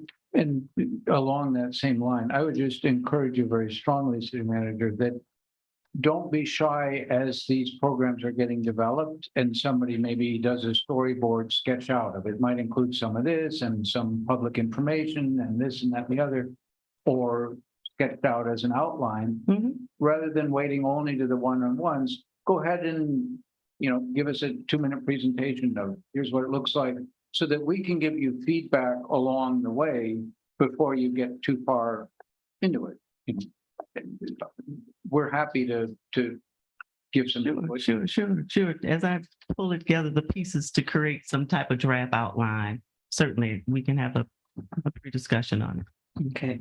Spillway Park, I think we decided to table. No, I don't. No, I think Keep this- Oh, no, we're gonna keep it. That's okay. Solar energy, the self loan. Cell phone for 100,000. And we have the Osborne for 40,000. The public fleet maintenance facility for 1.3 million. The bucket truck for 150,000. The annual vehicle replacement for 75,000. Hold on, didn't? Yeah, we talked about, it. Yes, we The already fleet talked about it. maintenance we put on. there was, I think we talked about all of this except for self. Yes, we talk about all these except for self. Yes. Okay. We agreed on all these except for right. self. So, So as you can self. see, this allocates the whole 10 million, which is for the unrestricted portion. Did you want to talk about this health? I had a question. Sure. We have a relationship with them currently, right? I believe so, yes. We have an agreement, but we just didn't know the funding source. for Have it. we paid any money towards self or No. we've been waiting this whole time? I think they're still looking Right, for here the comes employee. Mr. Liberty. Hi, we did approve the relationship, so it requires us to pay $100,000 per year for three years. We have not identified the funding source yet, and it's currently not budgeted in the utility budget, correct? Right, we had to make that cut to Right. to reallocate the. So the assumption was that you would agree to fund it out of ARPA funds, which we had discussed, but you all had not reached a final decision on how to handle that. But we're discussing. I thought we'd already got it up and running, but I guess it hasn't. So that was just all I wanted to know. They're in that, and I believe it's an initial 90-day period, which they have to select their employee, which I believe they have. And you have, but we talked about a start date. That employee will be, located in our offices, and we're ready to have that employee on board. So It'll be their employee working out of our space. we're good with going forward with that. Okay. Okay. All right, next. Right, the next portion of ARPA is the restricted ARPA. So all these projects that you see on the first page, those were previously approved. And then on the next page are the ones that we had proposed for the CIP, but we've decided we're gonna table this for the next work session that we have. Okay. And then the last line items is just the 22 ARPA project, how we use those funds for the premium pay and the legal aid. Wait a minute, I'm a little lost. Oh, the next page. Yeah, The next page. so 16th Avenue, the outfall, those are all, Right. Those are the ones we already talked about. Madam Mayor, okay. Those were Ms. Malega? approved last year. why are we putting the, so what did you just do in blue? You approved all the stuff that you just turned to blue? Yes, Okay, so all that is approved. I'm sorry, I thought you said that that's the stuff that we tabled. No, no, we tabled these items. Did- Let me just Bottom. for you. Didn't we put the public works fleet maintenance somewhat? on Facility. hold? The Every- John Royce Way, we didn't table because that's something that we've been working towards with FDOT for forever, and we've already announced that we're gonna be fixing it. which one? The John Royce Way, No, not Right. that one. That one's on. yeah, he was starting to highlight that. Okay. No, it's Yeah, just these three. Okay, The raw water wells, the local sewer pump station, and local sewer pipe network. okay. Thank you. So are we approving the John Rice way? That was a reallocation. Yeah, that's already. That was already That, approved, yeah, yes, that's already- But it exactly. says new one. Okay. So I'm still confused on 1,310,000 one. I thought that was the one that we in among the new, about the fifth one down. We were gonna explore all our options there. Yeah. Yeah. That one's not a full-on approval right now. Is that correct? Well, we had a consensus to approve it, but we'll have to come back with Yeah, an we- alternative. yeah. Next time we discuss, Yeah. our allocation. All right. All right, so that concludes the presentation for our part. The next item for discussion, I believe, is of the supplemental request.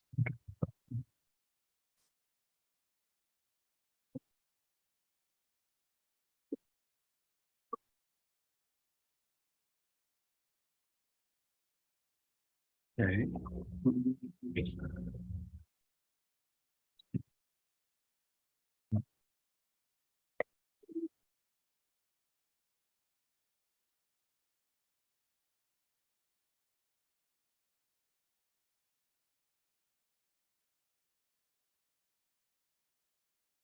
Let me just ask a basic question. Are any of these supplemental requests, are any of them funded? Is there money for any of them? Yes, so for the general fund, I'm trying to get it up on the screen, just give me a second.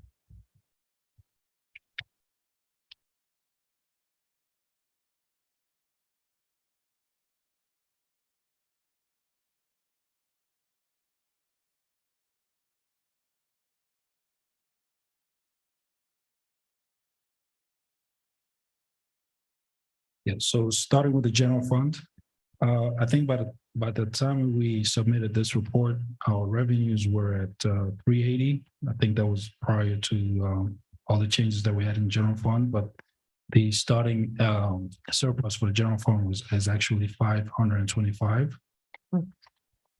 So the supplemental that we have for on a yearly basis, I think that was agreed during prior year's budget to put aside 45,000 for the cemetery as the cemetery reserves. So we already have 45 in 2022, so this will put us at 90. Mhm. And we also have the fuel tax allocation to roads for 200,000. So with that taken into consideration, it will leave us with a surplus of 280. And then we had an additional supplemental request from Community Sustainability for the community planner for approximately $111,000, and that's salaries and benefits. So with that taken into consideration, it will leave us with a new surplus of 168,000. Okay. Any comments? I'm okay with that. Ms. Malega? Oh, Ms. Davis? And Mayor, I do want to ask Yannick something from community sustainability. I believe there was another position that we did not add in. Did you Yes, take that into consideration? that we would have to. That's for the next the next. Okay, building so we're fund, going to right? bring back, since we didn't talk about, we're not talking about the position count, we'll bring that back at We can that bring it time. back in the next meeting. Okay. Right. Just want to make sure. Ms. Stokes? So all of these are reoccurring expenses. Yes, so we had agreed like I said, in the previous budget process to put aside money for the cemetery reserve and an allocation to roads. Okay, so with the allocation to roads, we said we're gonna try to increase. So like last year, we put aside a 200,000. This year, this is gonna get us to 400,000, or we're trying to work our way up every year till we hit a good, Right. whatever Jamie needs to do what he needs to do. And then we'll stop increasing it and we'll like let it ride for as long as we can. Yes, so last year, that's the thing, that's when we first started doing it, so Right, 24 will be the second year. Mhm. Right. okay, Well, is there a goal right, I think like, to get to 1 million, because once the Five. penny sales tax goes on? goes away in 26, at least we'll have an additional $1 Something. million. so we'll see this come back to us every year for the next like 3 years. Correct. What about the cemetery reserves? So we did 45 last year, so this is bringing us up to 90. Are we, In 24, this will bring us back to 90, and then I guess we'll just continue until the whole purpose of this reserve is to put money aside for capital projects. So what is the goal? The overall goal? So like Jamie has a goal of $1 million. What is the goal for the cemetery reserve? Would have to refer. Yeah, I don't think we had a I don't think there was a goal. It was to build some capital funds to make improvements to the property, but there's no goal maximum to that funding at this point. Okay, I would, when this comes back or even after, I'd just love to get a sense of what the expectation is, if it's going to go on for 5 years, 10 years, 100 years, or again, just hit once is there a point where we hit a steady state? Like now it's an additional, Jamie. The expectation would be to have this as part of the annual budget every year, since it's never had one. So we actually do have money to do some of the things Commissioner Diaz mentioned before, correct sidewalk issues and paving in there. And all that now comes out of just street maintenance, which should be going into our city roadways and neighborhood streets, not going into the cemetery. It really needs its own fund, so we can actually fund operations for the cemetery out of that. So the goal would be to actually have this as an annual line item every single year, so we can start building up that fund and we can actually start maintaining. So is that not what it is? My understanding right now, please clarify for me, is last year we gave 45. This year we'll give another 45. That's 90. So you'll have 135 sitting somewhere. Then next year, we're going to increase what we give you to 135. And the year after that, we're going to increase what we're giving to 180. I mean, that can't go on forever, right? At some point we say, okay, we reached 180, you get 180 every But they're going single to be year. spending it at the same time. No, but the increase can't happen every year, right? I mean, I just would like to know if this was literally any item and we were proposing to increase it every year for eternity, I think we should ask some questions. But this is revenues, correct? These are This revenues is that we're cemetery revenue. that we'll be putting aside for any capital project that comes up.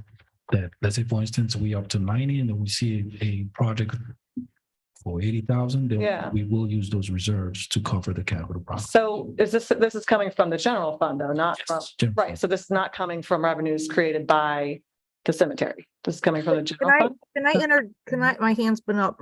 Okay, yeah, we yes, do I'm not just see trying you. to Sorry. understand. Okay, so last year we all voted and we created a sinking fund, meaning that the cemetery was going to have its own line item instead of the 45,000 going into the general fund every year and just being eaten up by the general fund. The goal was to create a separate line item. So all the revenues every year will go into that fund, not the expenditure. So not the day-to-day operations, because that's already coming out of general fund. So hopefully every year, so the 45 would turn into 90, like you said, Commissioner Stokes, then in 4 years, hopefully have 180. So in 5 to 7 years, when the cemetery needs something, that fund has built a fund balance to be able to offset the needs of the cemetery. So so this isn't just a $45 every single year? Like, No, basically it was either shoved into the general fund and we never saw it, which is why last year there was such a discrepancy. Melissa said we sold $52,000 worth, but Bruce said, no, it was really only 28 because we put it in a different category. So this cleans up all that mess and confusion and says all cemetery proceeds will now go into this line item. It will get built up. It will not have anything coming out of it. There'll be no expenses. So it will build up year over year. okay, I guess it's just confusing. I would expect that just as built into our budget. Why is it coming back as a supplemental? I don't think it's more of I think it's more of a clean, when I questioned it, it was more of a cleanup item. So it's more transparent, because before it was all just mixed up in the general fund numbers. So this way, everybody who's questioning the cemetery can From see selling where it's plots and building up to. everything, that revenue didn't drop into a separate cemetery account. Right. It just came back into the general fund. It was just revenue that came Right. back to the general fund. But now it is. Last year, we voted on separating it and creating its own line fund to build up year after year. Okay, so then why is it a supplemental request? It's a supplemental request because, we never know whether we have enough funds to surplus. So we always bring it back up just to, once we have our final budget, then we always bring it up just to make sure that we can approve it. Okay, so this year, I think because we're projecting that this is what next year's sales are gonna be of the plots. okay, so this year, we're giving 45,000, Yes. not 90. It's not It changing. will come up, it will add up to 90. The fund balance will be 90. Right. Right. But it's, I was mixing it up with the roads. So the roads, we give 200 this year, next year we get 400 and 600, 800. And then I was trying to find out, is the same thing happening with the cemetery? And the answer is no, it's a flat 45 every year. Well, no, it's a flat of whatever we sell. So let's say this coming year, we have $56,000 in plot sales. Instead of 45, it'll show 56,000. It'll always equate to whatever we've sold in plots. What about the expenses of maintaining the cemetery? It's still gonna come out of general fund. No, that comes out of grounds, our The grounds. grounds, okay. Yeah, But There's no way to. which is, Like routine. well, I think that's what they're trying to do, and this was the year that we voted on it last year, but we didn't fund it, so let's just put it in the budget for. Well. So let's just keep it in the And budget. that's why it's so important when we were having the cemetery conversation earlier, that I'm so passionate about it, because the cemetery has been functioning at such a neglect for so many years and costing us so much money, that if it's gonna cost us money, let's make a plan to where we can start producing more income and investing at the same time. And it's gonna take baby steps to get there. Yeah, and I support this fully. So that's why I wish that it wouldn't have to come back every year to be talked about as a supplemental. I'd rather just be baked in.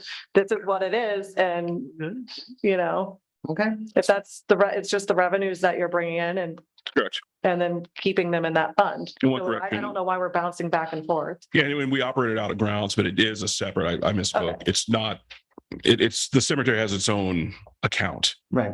but it's part of our grounds department. So when I said it's funded out of grounds, I wasn't 100% I correct. have a question. They use the $200,000. It's every year, $200,000. Next year, we're not asking for $400,000. You talking about the roads or what do The we? roads, yeah. Fuel tax. The fuel Yeah, tax. fuel tax. I mean, that's it's $200,000 in each year. Correct. So it Yeah, compounds. they're not, $200,000 each year. yeah. So we could. But- The same thing we did with the cemetery for the roads, we could just include it as part of the operation. I thought we were. I thought when we approved $200,000 last year, I thought it was $200,000 to go to the operating fund. And then this year we were going to do an additional 200,000. And then next year an additional 200. Right. It wasn't going to be a flat fee. So our goal is we need $1 million every single year. We don't need $1 million in fund balance. So we talked about how every year when we have like extra money from sales tax or from property tax, then we could increase that amount by 200 until we hit the million. That was my understanding last year. Well, originally, last year was like $200 from the fuel tax. Correct. Because right now the fuel tax funds go into general fund. Right. Right. So we said, well, let's take a portion of that, at least start, in the small One steps to step. build up. So at some point, I thought the goal was to Have all of fuel have tax. all the fuel tax Right. go towards. Not just 200 of the That's fuel right. tax every year. It was supposed to, Right. grow Right. So incrementally. as our revenues or our income increase, we will take the dependency off the fuel tax and start putting it directly to the roads. right. So that's the goal. Is that what we're doing? We're still taking those small steps. Yeah. We were But trying when to- we get to a point where we can do without using those fuel tax funds for the general fund, we will do 100% into the fuel expense. I'm talking the roads. Mr. Diaz? Mr. Diaz? Oh, I just had, my quick question is, this feels always weird to talk about as like a financial thing, but it is, are the cemetery revenues fairly consistent that it'll pretty much always be 45? I feel like if we're going to be continually improving it, we can expect more revenue to come in. Not, I would have to go into Yeah. detail. Okay. not always, but as I've mentioned before, we are quickly running out of plots in Pinecrest. And we do have more plots available in IA Banks. But Pinecrest, we're getting to that point where we're gonna have to make a decision soon with that last piece of vacant property. Do we just plot that out and I think it was 248 additional plots we can get from that. Once those plots are sold, we're done. But we- Versus- Mausoleum. Versus doing a mausoleum there, which would allow us to Yeah. And I- increase our revenue. So if we plotted out those 248, if I remember correctly, because you have a different cost for whether you're a resident purchasing a plot or non-resident. And it's like 950 versus 1450, I believe it's in the fee schedule. So on the low end, I looked at basically all 240 of those being purchased by residents, high end, all 248 being purchased by non-residents. So there is a range. And I believe the top of that range was around 400 and change, by close to $500,000 in possible revenue if they were all sold by non-residents versus 6.3 we could possibly get from a mausoleum. But the point being, we're running out of plots and we're going to have to do something with that vacant space, whether it's plotted out and just sell those 248 or do a mausoleum. So that's gonna be a decision that we're gonna Correct. make at some point. At some point, whether we want to do that or not.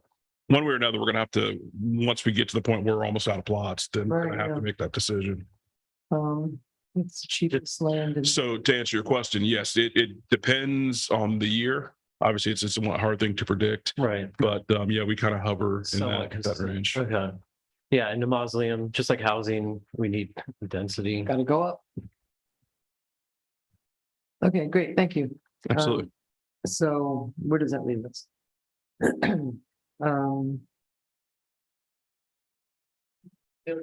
Building, keeping moving right along. So we have a consensus to add the position for the community sustainability. I believe we do. Okay. And we're gonna get updates on when we achieve our 1 week to 10-day turnaround time. We're there. We're there, then you don't have that position. We do some things. Okay. So soon. All right, for the building fund, we're looking to use fund balance for it. For the supplemental, is for the intake administrative assistant for a total of 90,000. That also includes benefits. And also on the next page, you'll see we're requesting additional funding for the part-time for the building inspector for after hours for 10,000. So the total that we're requesting is it's approximately 100,000. Again, that will come out of fund balance for the building fund. Okay, Mr. McBoy? Just for clarification, that's part of the process of trying to reduce that big balance that we have that we're supposed to reduce because it was too big, Yes, some state requirement or something or other. yes. Okay. And as we look, we used something else tonight, also came out of that. I don't remember what it TDR. was. Was that? So the TDR fund, I think. It was No, it was we something used it else. for the customer service building and Maybe it the- was that. Yeah. and the contribution to the fleet maintenance facility building. And I guess my question for Mr. Waters is, as you add up all these various disparate pieces, are we doing what we need to do to reduce that building fund about where we're supposed to get to? I assume we are, but since it's scattered across different things, it's a little hard to keep. We've also reduced the building permit fees for next year to your consensus. So that actually achieves the intent of the state law that we were reducing the fees commensurate to how much we are anticipating might have gone into the fund balance. There's going to be a point where we're going to have to reevaluate whether we're going to raise fees up again at some point because we have added a lot of expenses. And one of the challenges with this fund is that, and the finance director now and I are working very closely, there is a amount due to the general fund for costs that were not attributed to the building fund that should have been.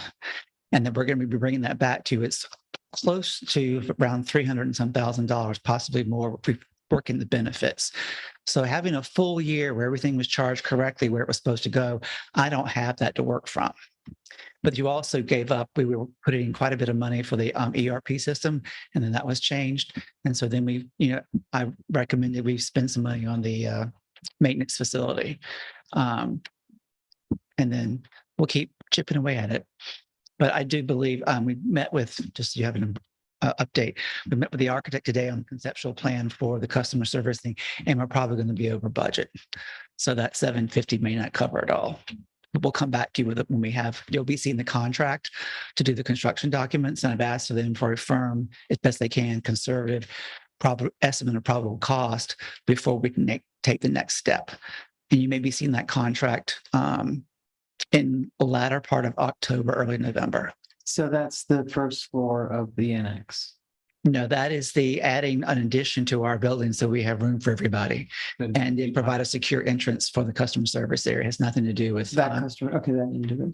That's our customer service. Building, okay. Yes. I have a, Ms. Stokes? the 300,000, is that something you're going to be giving us every year? Or is that a one, like for shared services, or is that a one-time? The 300,000, where Did did you you? just say that you owe the general fund 300,000? No, that's going to be a one time. That's a one-time, okay, that was. There were some expenses that were due to be charged to the building fund in FY 21, 22, and part of 23. Okay, thank you. Okay, so good Thank you. time. We're good to go on that Yes. building fund and the. The next fund is the refuse fund. The supplemental request for heavy equipment is to address equipment efficiency issues. And we have that for 50,000 and they have, that fund has sufficient surplus to cover this additional item. Okay. So we're good. That's good. Yep. Okay. Nope, that's it. Yes, the next item for discussion, the last one. You promise? Yes, I do. Is the discretion, is just an update on the penny sales tax based on the discussion we just had today. It's the very last one. It's also called discretionary sales tax, but we all know it as the penny sales. Right.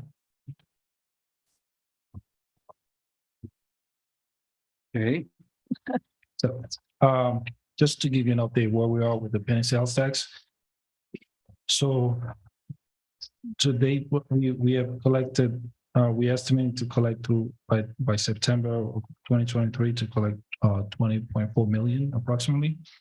The projected through fiscal year 2023 is 3.5. We've seen increases coming from for the sales tax. What we have spent so far is 5.9 million and 6 million. And I handed out to you a detail of what adds up to that 5.9 million. I don't think I'll have time to go over it line item by line item. And we also have a commitment to the pool for $3 million and commitment to the debt service for fiscal year 22 and 23 for 2.4 million. And then now we're going to the proposed CIP proposed funding that we discussed. For the cemetery, we tabled that, so I will have that removed for the next presentation we have on the penny sales tax. We approved the recreation CIP, the street maintenance CIP, that's the matching for the grant for 322, the garage for $1 million, and for the beach for 500,000. And we have that annual contribution for the streets for $1 million that we also discussed. And the IT infrastructure for 400,000. So currently, as of August 2023, we have approximately 1.7, $1.8 million available for. After all those. Yes, but that will go up to 2 point something million because of the items that we tabled for the cemetery. Okay, Yes. Commissioner Stokes? Can you remind me, so for the debt service for 22 and 23, how long are we going to be paying that for? So we have, we're going to be paying that through 2026 until the penny sales tax. So that's how much we have as a collateral for the non-ad valorem bond. So if you go to the next page, the total non-ad valorem bond was the 2028 tax exempt. The total was 10.4 million. 6 million of that will be refunded by sales tax. And the remaining balance would be payable money. So we've already paid back some of it, I'm guessing. And then in 22, 23, we did 2.4. And then it looks like, so once that 3.6 at the very, very bottom of the second page, once that 3.6 is paid back, we're in the clear. We're done. We're all caught up. Yes, we'll be all cut up. Okay, thank you. And then speaking of that section, you could see the projected revenues for this petty sales tax. We have 2 million. We're projecting 5.8 million, and 2 million of that has been committed for the pool, and the 3.6 million for the remaining debt service. Okay. And Mr. McBoyd? a minute ago, I saw a commitment to the pool of 3 million. Right. Is that separate from the 2 million? or Yes, is it the 2 million is for fiscal year 24 and 25. So that's the 3 million is money we have right now. 3 million. And then 2 million is, we get what, 2 more years left to? I did 24 and 25, because I believe it will end in some early 2026. So I did not want to include that as part of the projection. So So the we could total commitment is 5. 5 million from Of penny which 3 sales we tax. have, 2 we expect. I'm sorry, 2 weeks. Of which 3 we have, 2 we expect. Absolutely. Thank you. Working it closely towards what we thought we had a couple of years ago. All right, so that will conclude this budget workshop. Thank you so much. You're welcome. You're my hero. So the upcoming meeting is the 14th. That's the first public hearing. September 14th. Yes, so Yep, there it is. that's what we will do, an approval of the trim, the budget as is right now. We will also discuss the staff counts. What? The staff position Oh, counts. And I believe we'll also have an additional supplemental from William that will also, Getting greedy. so that will also be included in the discussion. And Okay. unless we're missing anything else. Well, Ms. Davis has her light on. Yes, Madam Mayor. If you don't mind, take a few minutes, and take an opportunity to introduce one of our new teammate members with the city as well, with the water utility department. I will give Mr. Hetty the honor to introduce our new member. Yes, I'd love to introduce Vaughn Hayduck, PE. She's our city engineer. She works for the utility department. She's the assistant director. She's taken Julie's position. Oh, congratulations. Welcome aboard. Might want to give a little bit of background. She worked for, go ahead. Yeah, tell us who are you? I've been, well, not anymore, but a utilities consulting engineer for 10 years. And so this is my first stint in government work. Looking forward to it. Yeah. So. It's a little restricted. But I think you're being really humble. Who did you work for before? I've been with Kimley Horn and AECom. Oh, Yeah, not, hear a lot of good things about you, so. Oh, Look forward to that. And your first name is Vaughn? yes. V-O? VAUGHN. Oh, Vaughn. Well, welcome aboard. Thank you Thank very you. much. Nice Take to good meet care you of each all. other. We'll do our best. Thank you. Thank you. Everybody else for mine.